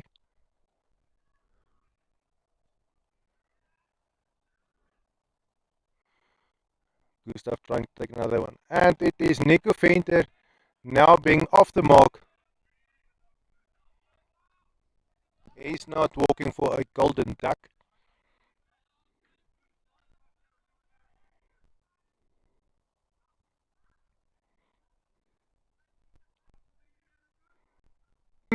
Gustav now being the man of taking 2 wickets in 1 over.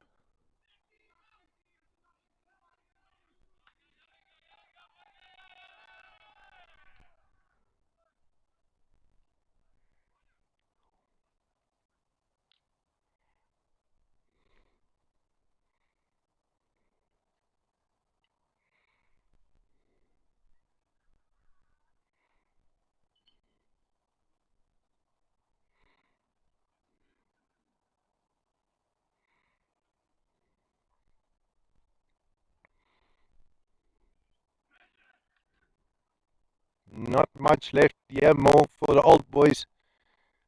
With Gustav taking wickets, 2 in 1 over. It's like losing 2 people in a double play. And the mounting pressure of scoring runs is just getting more difficult for those coming into play. And we see that the captain has come in. Andre Botha joining Nico Venter. Nico Venter is off the mark, but also just off the mark. 1 run from 1 delivery. Andre Botha is facing. He's vulnerable to losing his wicket now. And they steal a quick run. Andre also off the mark now.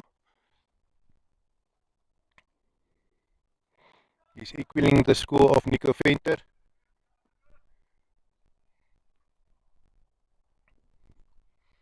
And what will they pull out of that now to get this back on track?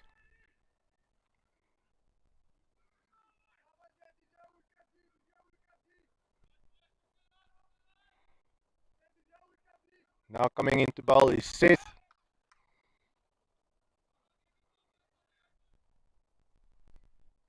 That extremely entertaining youngster.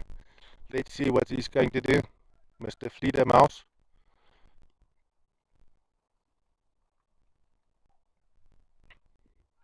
Is that an LBW? No.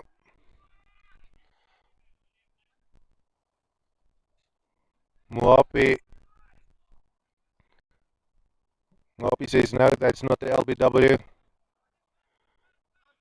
You need to continue trying, man.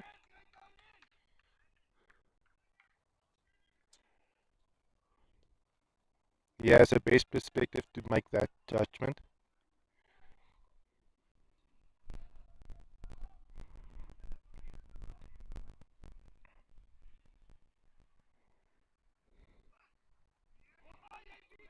And Nico Venter missing that ball.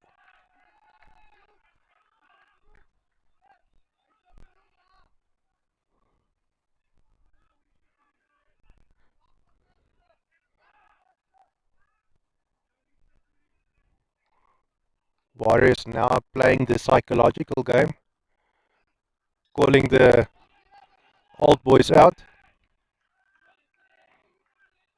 working on that frustration they should have for trying to score runs. And every time a Seth bowls a ball right through to the wicketkeeper, that pressure is mounting. That frustration would be mounting in the batsman on the pitch, and psychologically they are breaking them down little by little.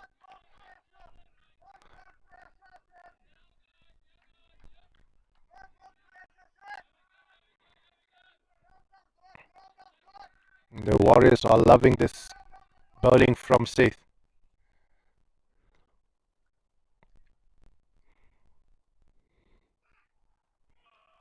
That ball was a little bit high. They're not allowed to bowl bounces. even though the batsmen are wearing helmets. That's a no ball called by Moape. That is exactly why they're not allowed to bowl bounces. It's extremely difficult here on the mats for the bowlers not to bowl bounces because the bounce is very unpredictable. As you can see there, Seth bowled and the ball barely bounced. While previously it was a longer ball, but the ball jumped up straight up into the air, causing a bouncer.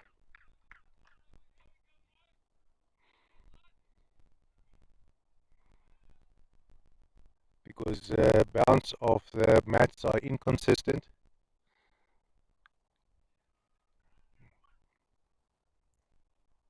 Something the visiting teams will need to take in consideration when they come here next year for the Free State Championships, depending on whether it's still going to be in the winter or in the summer. If the summer, well, then you'll be playing on normal pitches, well prepared by the university, if it's going to be on the university.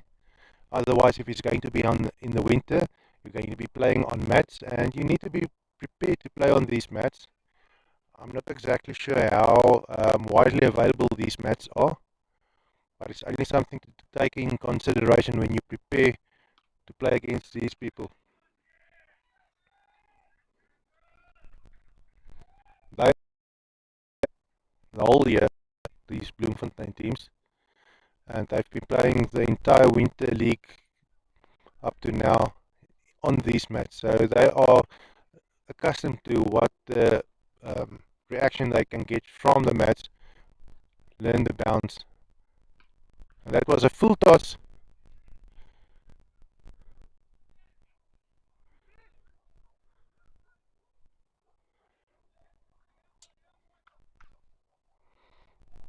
And now fastly approaching the 10th over. It's in the 10th over. Then we'll be switching back to Afrikaans.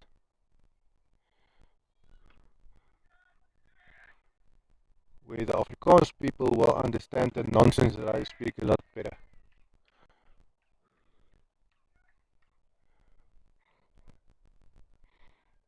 That way the pressure will be mounting on me once again. Because I am Afrikaans.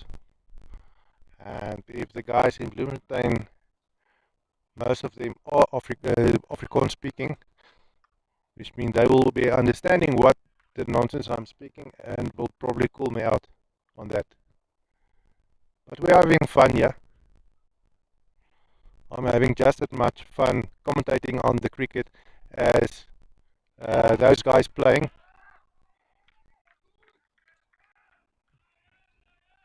And that's my 5 cents worth into the sport. I always never enjoyed watching cricket. Can't clearly say exactly why. It was boring for me. I was more the kind of guy who would like to play cricket, and that I've done in breaks at school. We played against a dustbin. That is going to be a four. Exactly what the old boys need. Only difference is they need a lot more of those. And coming back, when I was in school, we played cricket against dustbins. Something we enjoy doing. We played with a tennis ball, in which we taped on some masking tape on the one side so that it swings through the air. Something we enjoy doing. When everyone gets a chance to bat, or whenever you take a catch, you are the one batting, or if you bowl against the dustbin and the batsman wasn't able to hit the ball, then it's your turn to bat. And yeah, that's the way I like playing cricket, and that's my experience with cricket, and like watching it. But now I'm commentating, so yeah, I have a little bit of a learning curve doing my research on cricket and came to appreciate the sport.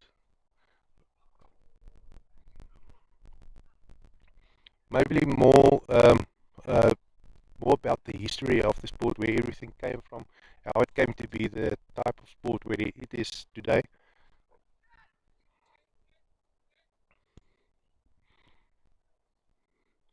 And I found maybe the tradition is more in England and in the Indian countries than here in South Africa. Then again, I might be wrong. Seth is continuing his onslaught. Ja, maar ons laat oor na Afrikaans toe, man. Genoeg van die Engels.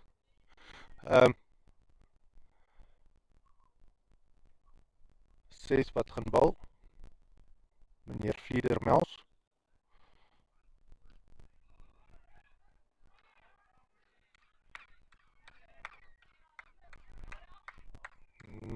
Daai het lekker hoog gespring, soos ons voorheen gesê het, maar in die rooi nektaal, dit is bietjie moeilik om te voorspel hoe die bal gaan maak op hierdie matte. Ons sien ook die skaduwees wat nou begin langer raak hierso, soos die dag nou tot 'n einde begin kom.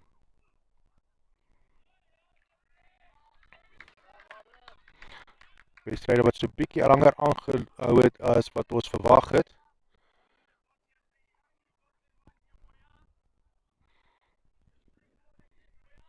Dit was so 'n bietjie onvermydelik geweest, maar ons is hier nou, ons geniet dit. En as ons kyk na die situasie nou, die Bloem Warriors het 'n groot telling opgesit van 183. Dit gaan bitter moeilik wees vir die Old Boys om dit in te haal. Soos julle kan sien onder op links op julle skerms, hulle moet 120 lopies van 48 balle aanteken. Nou, die wat ek gewend is aan aan Last Man Stands Cricket se raamwerk nie. Last Man Stands Cricket het 5 lopies per balbeurt en nie 6 nie. Maar ja, en daar is die reëls so klein bietjie anders. Daai helikopter ding wat die umpire meneer Mohapi gewys het, is 'n no ball, geen bal, nie bal, sonder bal, daai tipe ding. En as die Old Boys wat nou bietjie gaan baie groot onder druk op hulle skouers het om hierdie wedstryd te probeer terugwin vir hulle.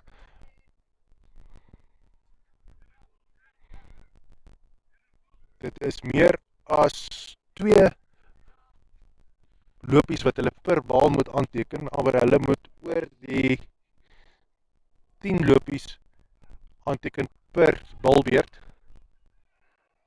Hulle gaan definitief van daardie 4 en 6 bitter baie meer van hulle nodig hê om 'n kans te staan teen die einde van die 20 lopies. Dit is 'n 6. Hy het hom lekker ver uit die park uitgeslaan. So hy kan. Dis Nico Venter wat nou by sy stem begin dik maak.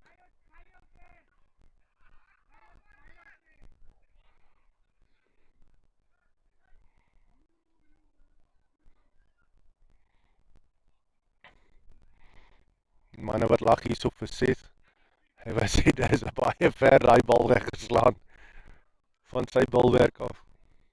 Hulle gaan nie te veel gepla wees daaroor nie, hulle weet dit is 'n baie moeilike taak om aan te hou sulke houe slaan. En hoe meer hulle sulke toue probeer slaan, hoe meer gaan hulle paaltjies oopmaak en die moontlikheid oopmaak vir hulle paaltjie om geneem te word. Maar dit is meer jou ervare spelers wat langer gaan staan, wat meer gewoond is aan hierdie tipe druk en om meer sulke tipe houe aanhoudend te slaan en nie 'n bal te laat deurkom en hulle paaltjie te laat val nie.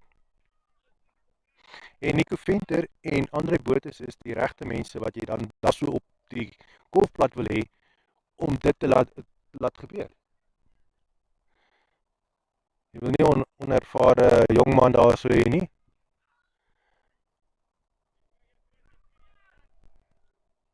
Maar dit is dalk net die siening van jong mense wat vir ouer mense se siening van jong mense wat nie betroubaar is nie. Eintlik heeltemal verkeerd is, want betroubaarheid het net mooi niks, nie enigiets te doen met ouderdom nie. Want tussen die ouer mense is hier ook mense wat ons nie kan vertrou nie. noodwendig steel nie, maar dit is net hulle karaktertrekke is so anders as met die wat ons mee groot geword het. En daar is nog 'n 4 deur.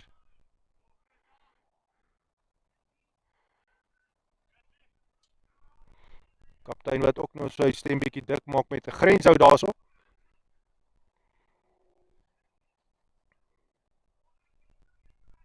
Ja, lyk my die puntebord wat bietjie verkeerd is. Liggaamsbou van Nico Venter en Andre Botha wat baie dieselfde is. Nico Venter dalk so bietjie korter. En jy kan sien hy gaan dit 'n 6 meter. Oh.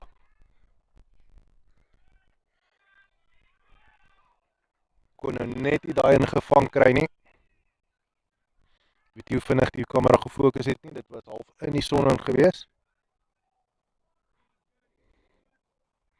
Was amper 'n vangskoot gewees en amper Nico Venter wat die trekpas gekry het.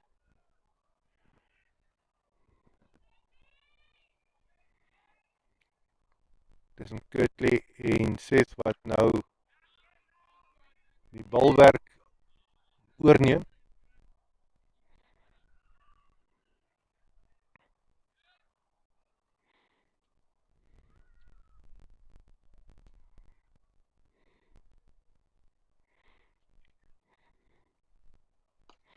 Net 'n groot hou wat die 4 daarso geslaan. Wat sê die umpire? Ja, hy wys is 'n 4.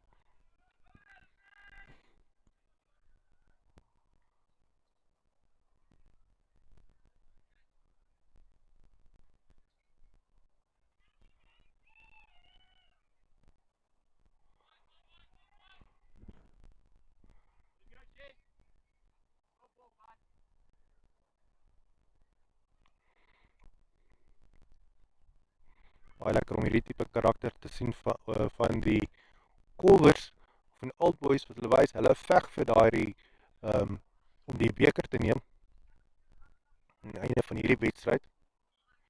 Hulle het nie gaan lê nie.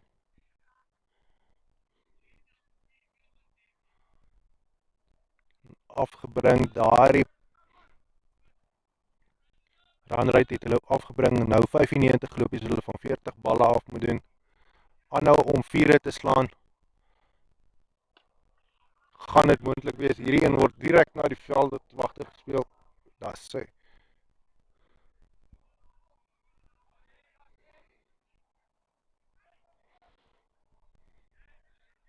Of die veldwerker, polkie wagter, veldwerker, nie 'n veldwagter nie. Nog een, maar hierdie een gaan 'n 4 wees. Selfs nie eers die cone op die grens kon daai ding keer nie. Die cone trek in die lug op soos hy bal daar verby hardloop. Groot hou wat nou hier gespeel word deur Andre Botha en Nico Venter. Enigste nadeel is Nico Venter is op pad na sy gaan jy dit nie. Dit is bad luck. Of slegte geluk om dit te noem. So uitgevind vroeër vandag. Niemand het dit gesê nie, het ons glo ons is slim genoeg om dit self uit te figure. En dit is wat gebeur het hier voor ons oë. En wanneer die twee manne moet verklaar, dan is dit nou ander manne wat moet inkom wat nie noodwendig dieselfde trant kan laat voortgaan nie. Maar ons glo daar is genoeg skietkrag in die Old Boys kamp om die grenshouer net aan te hou loop. Hulle sou nie hier gewees het vandag as hulle dit nie kon doen nie. Andre Botha sal natuurlik in elk geval sy span gekies het rondom dit wat nodig is vir hierdie wedstryd vandag. Weet wat om te verwag. Weer 'n groot swaai daarso deur Andre, maar hy net gemis. En dis JC Adams wat bal. Sou daai bal dan nou op koers gewees het na die paaltjies toe en Andre slaan mis, dan het hy natuurlik sy paaltjie verloor. En dit is wat gebeur as jy nou ander houe speel as verdedigingshoue en meer oopmaak om grenshoue te slaan, dan verloor jy maklik jou paaltjie. En hier welkom reguit vir ons, hopelik was hy, dis 'n 4.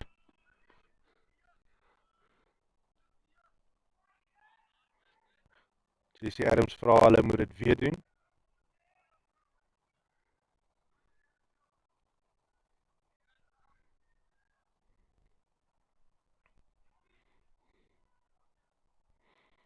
Kan jy nou definitief nou sê, weet jy wat gebeur hierna nie, maar ten minste kan ons een ding sê, Nico Venter en ander bote is besig om homself gate uit te geniet hierso. En die gate verdediging van die verdediging van die Warriors, waar hulle nie kan keer nie. Hulle het net 6 manne op die grense. Hulle kan nie oral wees nie. En so gebeur 'n breakie Old Boys daai geleentheid om hulle self gate uit te geniet. En die bal hard slaan na die grens toe, jy moet dit net in die regte rigting inslaan. So kanse vir 'n 4 beter. Slat hom harder, die kanse vir 'n 6 beter.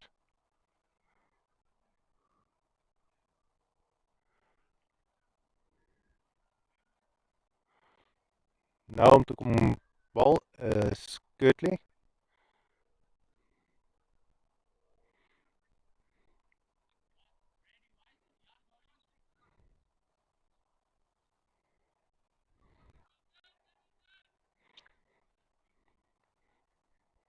Baie opwindende mannetjie hierdie. Al sy kommentaar wat mens hoor hier van die kant van die grens af, waar hy dan net veldwerk gedoen het.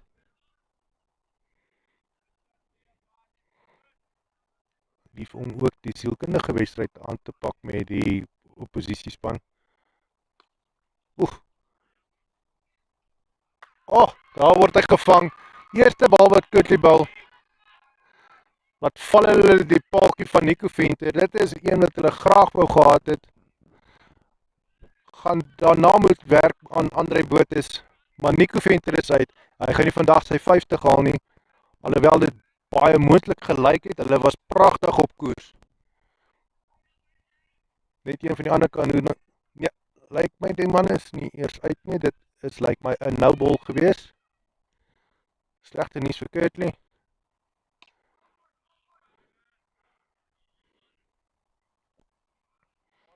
Baie goeie nuus gewees vir Nico Venter. Hy sal gelukkig wees en weerkeens hy oorleef hierdie stryd om 'n 50 aan te teken hier in die finaal, in die bekerfinaal van die Vrystaat LMS kampioenskappe.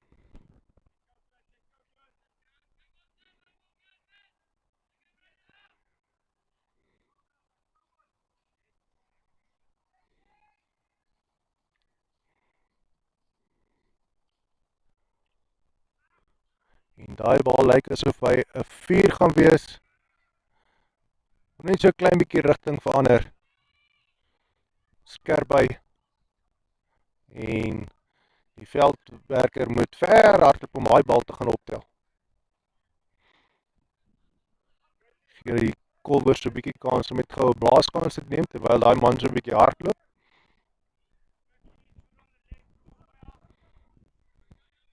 Nie dat Kirtley enige probleem met fiksheid het. Kirtley natuurlik die bowler.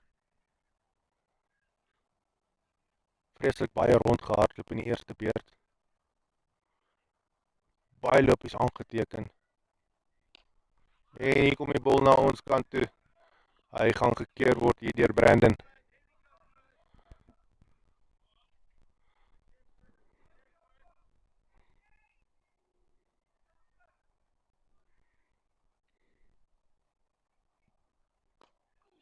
Nog 'n bal wat hier na Brandon se kant toe kom. Tel hom op so iets wat van 30 meter van die grens af.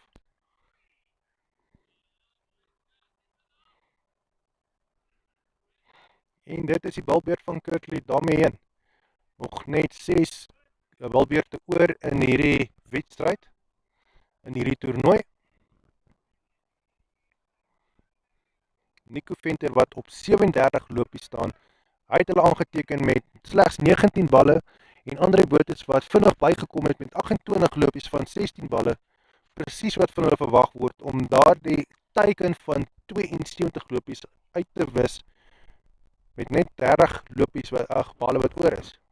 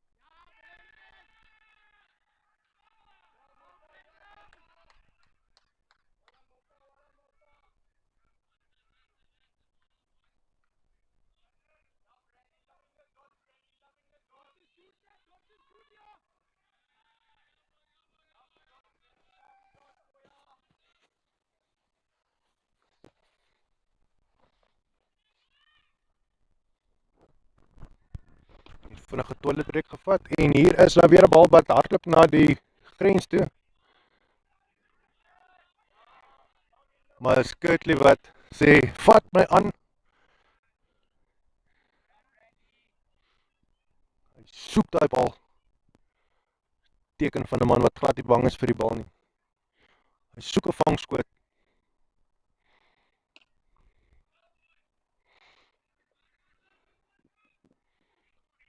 Baie mooi gekeer hierso deur Kurtley.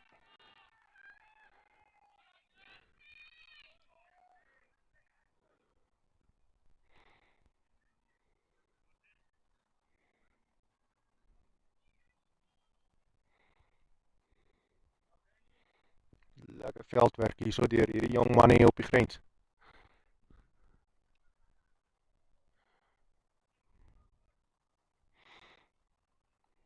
Brandon van Heerden wat bal. Sy balbeurt wat ook stadig aan seker tot einde kom. Baie gelukkig hou die raad teen die Venter. Bal wat agter verby sy paaltjies verby draf. Pad grens toe. En dan steel die Altboys net nog 'n loopie. Het was so byna 'n 4 lopies daai gewees. Is toe nie. Maar dit help al net om nog 'n ekstra loopie te maak, hardloop as jy kan.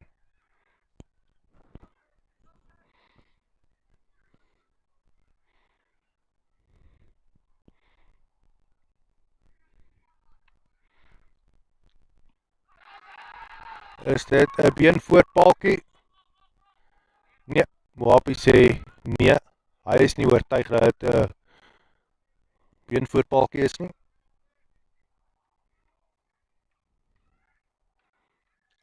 B4B beenvoorpaaltjie vir LBW. Selfde ding. Jy moet jou bene voor die paaltjies uitkry. Gebruik jy kolf.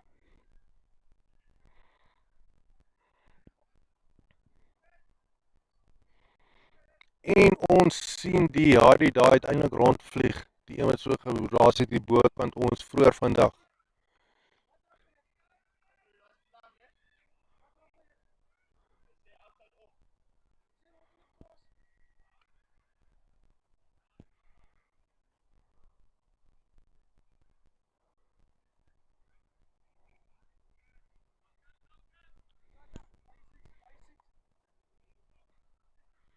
Weer Kurtley wat kom bal. Nog 'n bietjie opwinding ons kant toe en daar is net 25 balle oor in hierdie wedstryd. 5 balbeurte. Bal wat hier na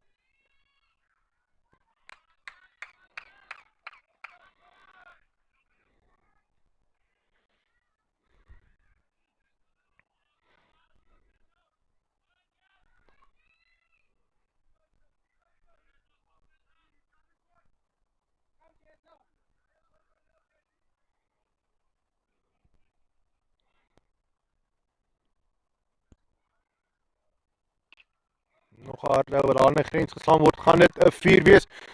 As 'n man wat op pad is aan die bal toe, hy tel hom op. En hy gooi hom terug daar die palkie wagter toe. Dit is nie 'n 4 nie. Dit is nie 'n grenshou nie. Ek dink dit lyk soos net 'n 2 lopies.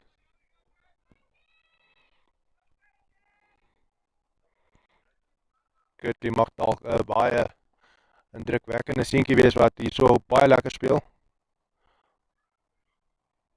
Baie opwindende cricket wat hy speel, maar hy speel ook baie hard. Hou daai lyn en lengte baie konstant. Hy geniet sy cricket. Maak dit bitter moeilik vir die old boys om hier so lopies aan te teken. Hoe lank gaan dit regkry? Nog 'n harde hou wat in die grens geslaan word, maar dit gaan gekeer word. Geen grenshou wat van daai afkom nie en elke grenshou wat nie deurgaan nie is 'n verbroude geleentheid om daardie 62 verskil uit te wis. Nico Venter wat ook natuurlik nie te ver is om te verklaar nie. Daar's 'n hou wat hoog in die lug op is, gaan hy gevang word. Net die raak gevang nie, geluk so 'n bietjie aan Nico Venter se kant. Kan so 'n bietjie langer aan sy paaltjie vashou.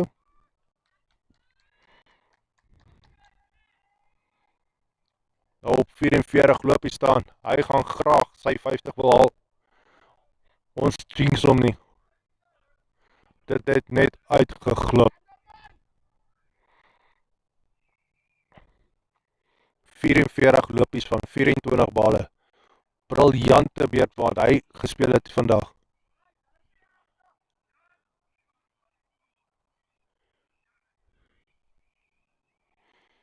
Nico Venter ook natuurlik een van die manne wat gereeld 'n speler van die wedstryd toekenning kry. Van die wedstryde wat hulle hier so op Sondag op universiteit speel. 'n gedigte speler onder sy maat. Die ander spelers, hulle vat hom nie ligtelik sonder handskoene aan nie.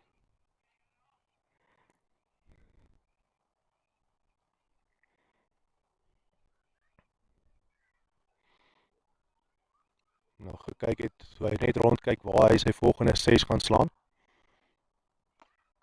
En dan slaat hy hom groot langs reguit na Brandon toe.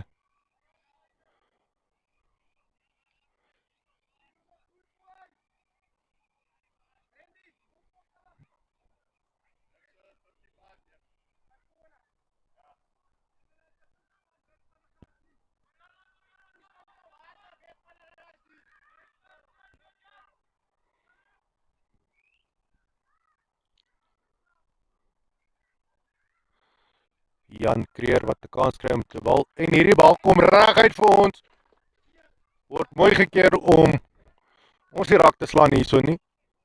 Baie mooi gekeer deur Brandon. En dit is CPI Old Boys wat nou staan op 124 vir die verlies van 3 paaltjies. Hulle kort 59 lopies van 18 balle om hierdie wedstryd te wen. Jan gaan probeer kyk of hy daai voet in daai deur kan kry om dit te stuit. Nog 'n bal wat hoog in die lug deurkom. Hierdie gaan 'n 6 wees. Teen die bord vas. Nico Venter wat nou oopmaak en hy gaan heel waarskynlik nou verklaar met 51 lopies van 26 balle.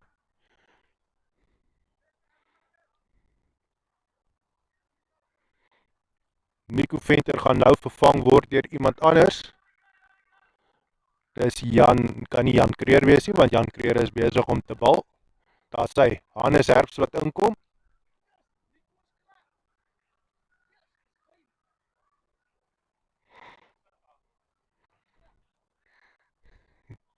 Die spelers hierso van die Warriors wat baie bly raak hier op die kant omdat Nico klaar is. Hulle sê dit is game. Dit hang nou alles van Andrei Botes en Hannes Herbs in af. Maar dan moet mens ook in gedagte hou daar, dit is nie die laaste beurt hierdie nie. Daar is nog 15, 17 balle oor. En as die manne hulle paadjies verloor, Nico kan altyd terugkom en aanhou golf. Hy het verklaar, hy is nie uit nie.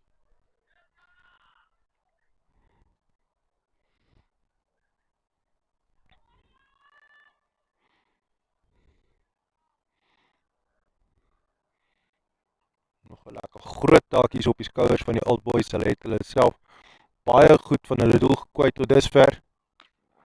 Daar nou, hierdie lyk soos 'n 6. Baie netjies 'n 6. Die Johannes wat sy spel oopmaak. Gou sy stempel afdruk. Yes. Hulle kort 47 lopies van 15 balle.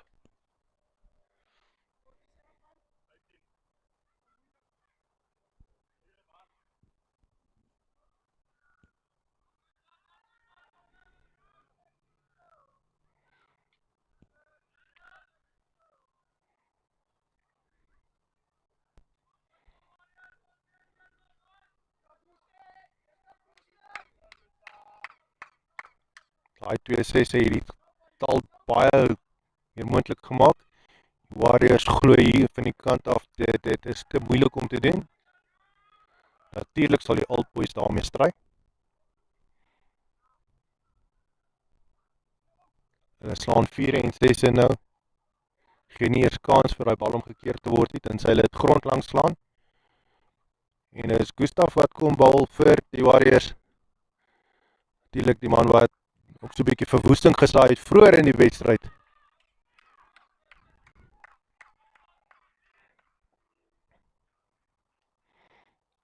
Elke bal wat nie 'n grens hou nie, is 'n kneuwel in hulle vlees. En dis die enigste manier hoe hulle hierdie verskil gaan uitwis, is met grenshoue.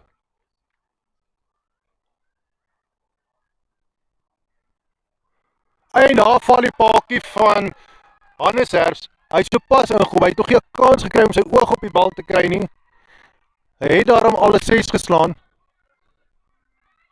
Gaan nou sien wie is dit wat hom gaan vervang. Daar is altyd die moontlikheid, dit is Neil de Plooy wat inkom. Daar is altyd die kans dat Nico Venter gaan kan inkom as die res van die spelers uit is, hang af hoe vinnig hulle paaltjies gaan val. Daar is nog net 13 balle oor. En dan kan ons nog altyd 'n berekening hou, 12 lopies as daar 'n home run geslaan word van die laaste bal van die wedstryd. Dus vinnig ons wiskunde doen, daar is 13 balle oor. So is 'n aftrek vir die 12 lopies en 12 aftrek vanaf die 46 wat hulle moet aanteken, dan is dit 34 lopies wat hulle met 12 balle moet aanteken. Basies 'n 4 van elke bal. Nie eers nie. Net so 'n bietjie grasie gee vir balle wat nie vir 4 deurgaan nie. Hulle gaan byna dit 1 of 2 kanse hê om nie 4 te slaan nie.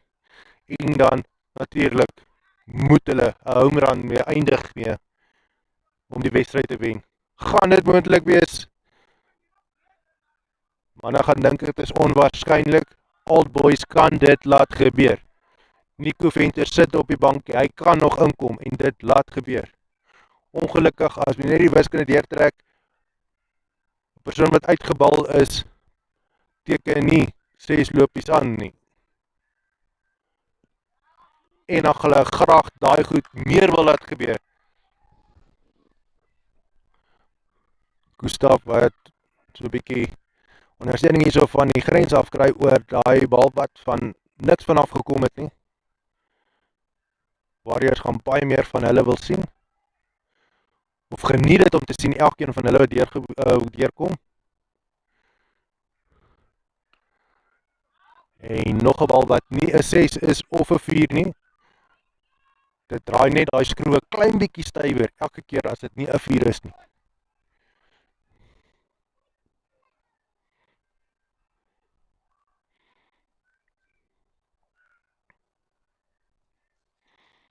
Maar mens moet dit vir die Old Boys gee. Hulle het briljant gespeel tot om in hierdie situasie te kan kom. Goeie veggees gewys. Ja, dit het dalk nie nou vir hulle mooi uitgewerk nie. maar dit gaan bitter naby wees. 2 balbeurte oor in hierdie toernooi. 10 balle. 44 lopies wat verwag word om hierdie wedstryd te wen. En dit is Brandon wat vandaan.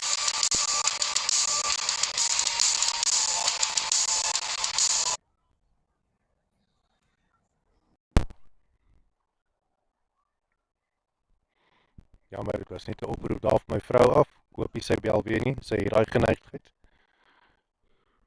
Ek dink die oproep het iets fout mee gegaan, maar dit sê die wedstryd wat 'n bietjie langer aangaan en sy wat dalk nou bietjie bekommerd begin raak waar ek is. Ek het vir haar gesê ek gaan dalk nog tot laat besig wees, maar nog nie my gehoor nie. Dit is maar iets wat ons raai sorteer. Fokus is nou op hierdie wedstryd voor ons. Dit is die wedstryd tussen die Old Boys wat 44 lopies vir 9 balle moet aanteken.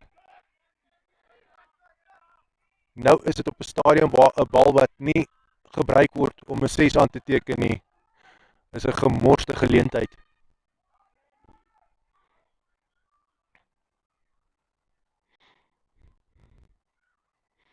En op die oomblik is dit Brandon van Heerden wat 'n stokkie daarvoor wil steek. Dis 'n lang man. Geen van stokkies, jy kan sien hy is 'n lang maar man. Lyk soos 'n stokkie, 'n lang stokkie. Hy gaan 'n stokkie in hierdie pad steek van die Old Boys. En ag, vat hy nog 'n paaltjie. Presies wat hy gewou gedoen het. En ons kan sien dat die kolwer met frustrasie sy kolf neergooi. En dit is nou Dani Ferreira wat kan inkom om te kom kolf. En dit is wat ons bedoel het. Kom op 'n stadium as jy 'n paaltjie verloor, beteken dit in daai beurt het jy nie lopies aangeteken nie.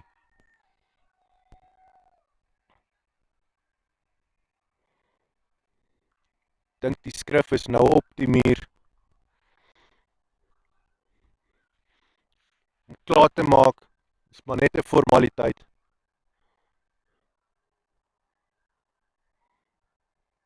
Maar die Bloem die Old Boys kan baie trots wees met hoe hulle self voorgestel het hier vandag, hoe hulle vertoning was. Briljante ontspanning gewees wat hulle hierso op vermaak vir die mense wat rondom die veld is en vir julle wat by die huis gesit en wel hierdie gekyk het. So hierdie op die Vadersdag.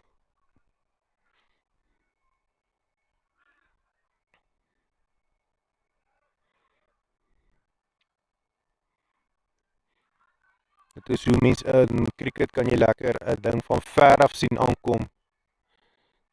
Nou, ja, dis nie oor nie. Die vet tannie het nie gesing nie. Nog nie.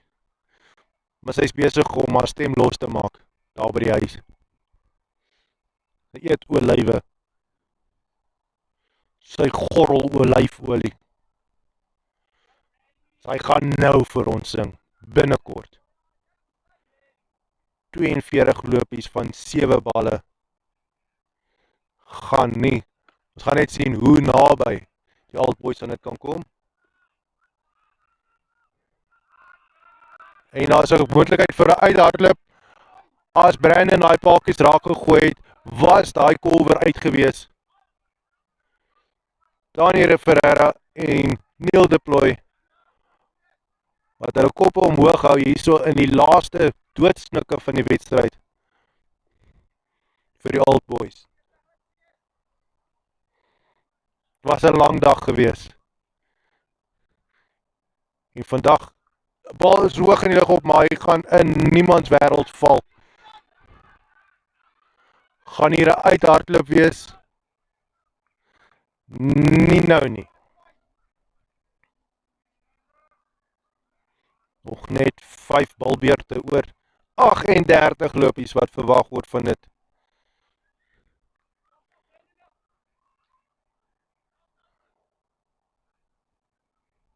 Al slaan hulle 6 van elke hou, gaan hulle by 30 lopies uitkom.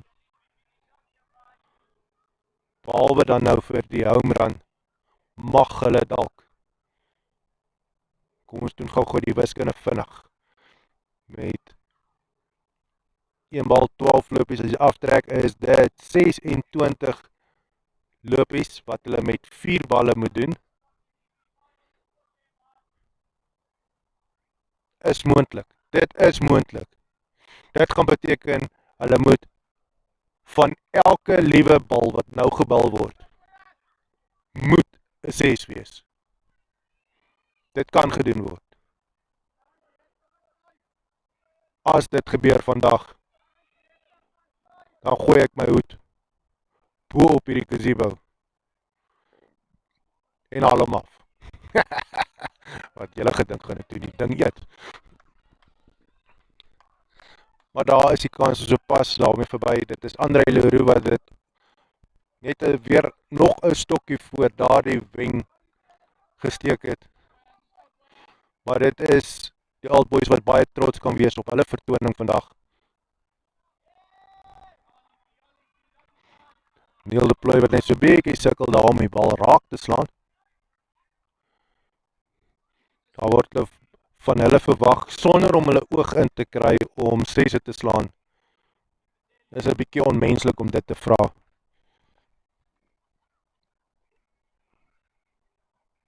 Lyk asof die Warriors al klaar begin feesvier hierso.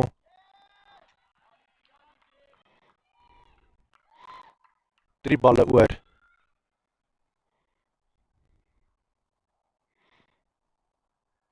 Die formaliteit is maar net van die vet dame wat nou daar staan om te kom sing.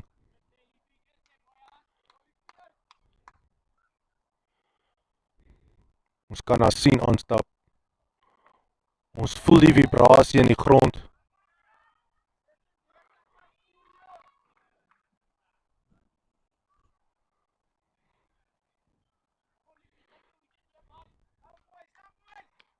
En ek sê vir julle van hierdie kant af, dit lyk nie soos hy ietsie moois aan het nie. Styf, gly in al die verkeerde plekke in. Maar talent is nie om mooi te lyk, ja, talent is om te sing. Sy gaan sing, nog 1 loopie, nog 1 balbeurt. Sy hou die mikrofoon in haar hand vas, amps word aangesit. En bal gaan val in niemands wêreld en daai tannie sing. Sy sing uit volle bors, volle hart. Wel gedaan deur die Old Boys.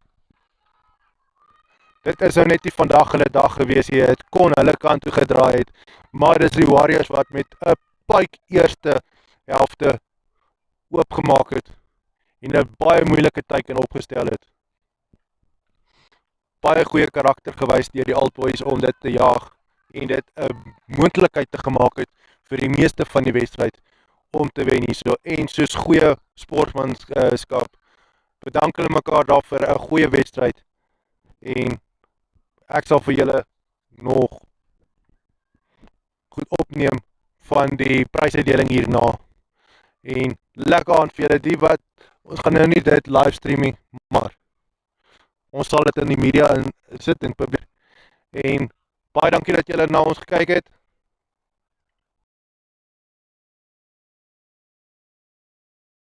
Treat asseblief julle paas. Sê vir hulle dankie dat julle hier was. Onthou, julle ma is great, maar julle sou nie hier gewees het sonder jou pa nie. En as jy liewers hier ry veilig, wees rustig en matigheid voor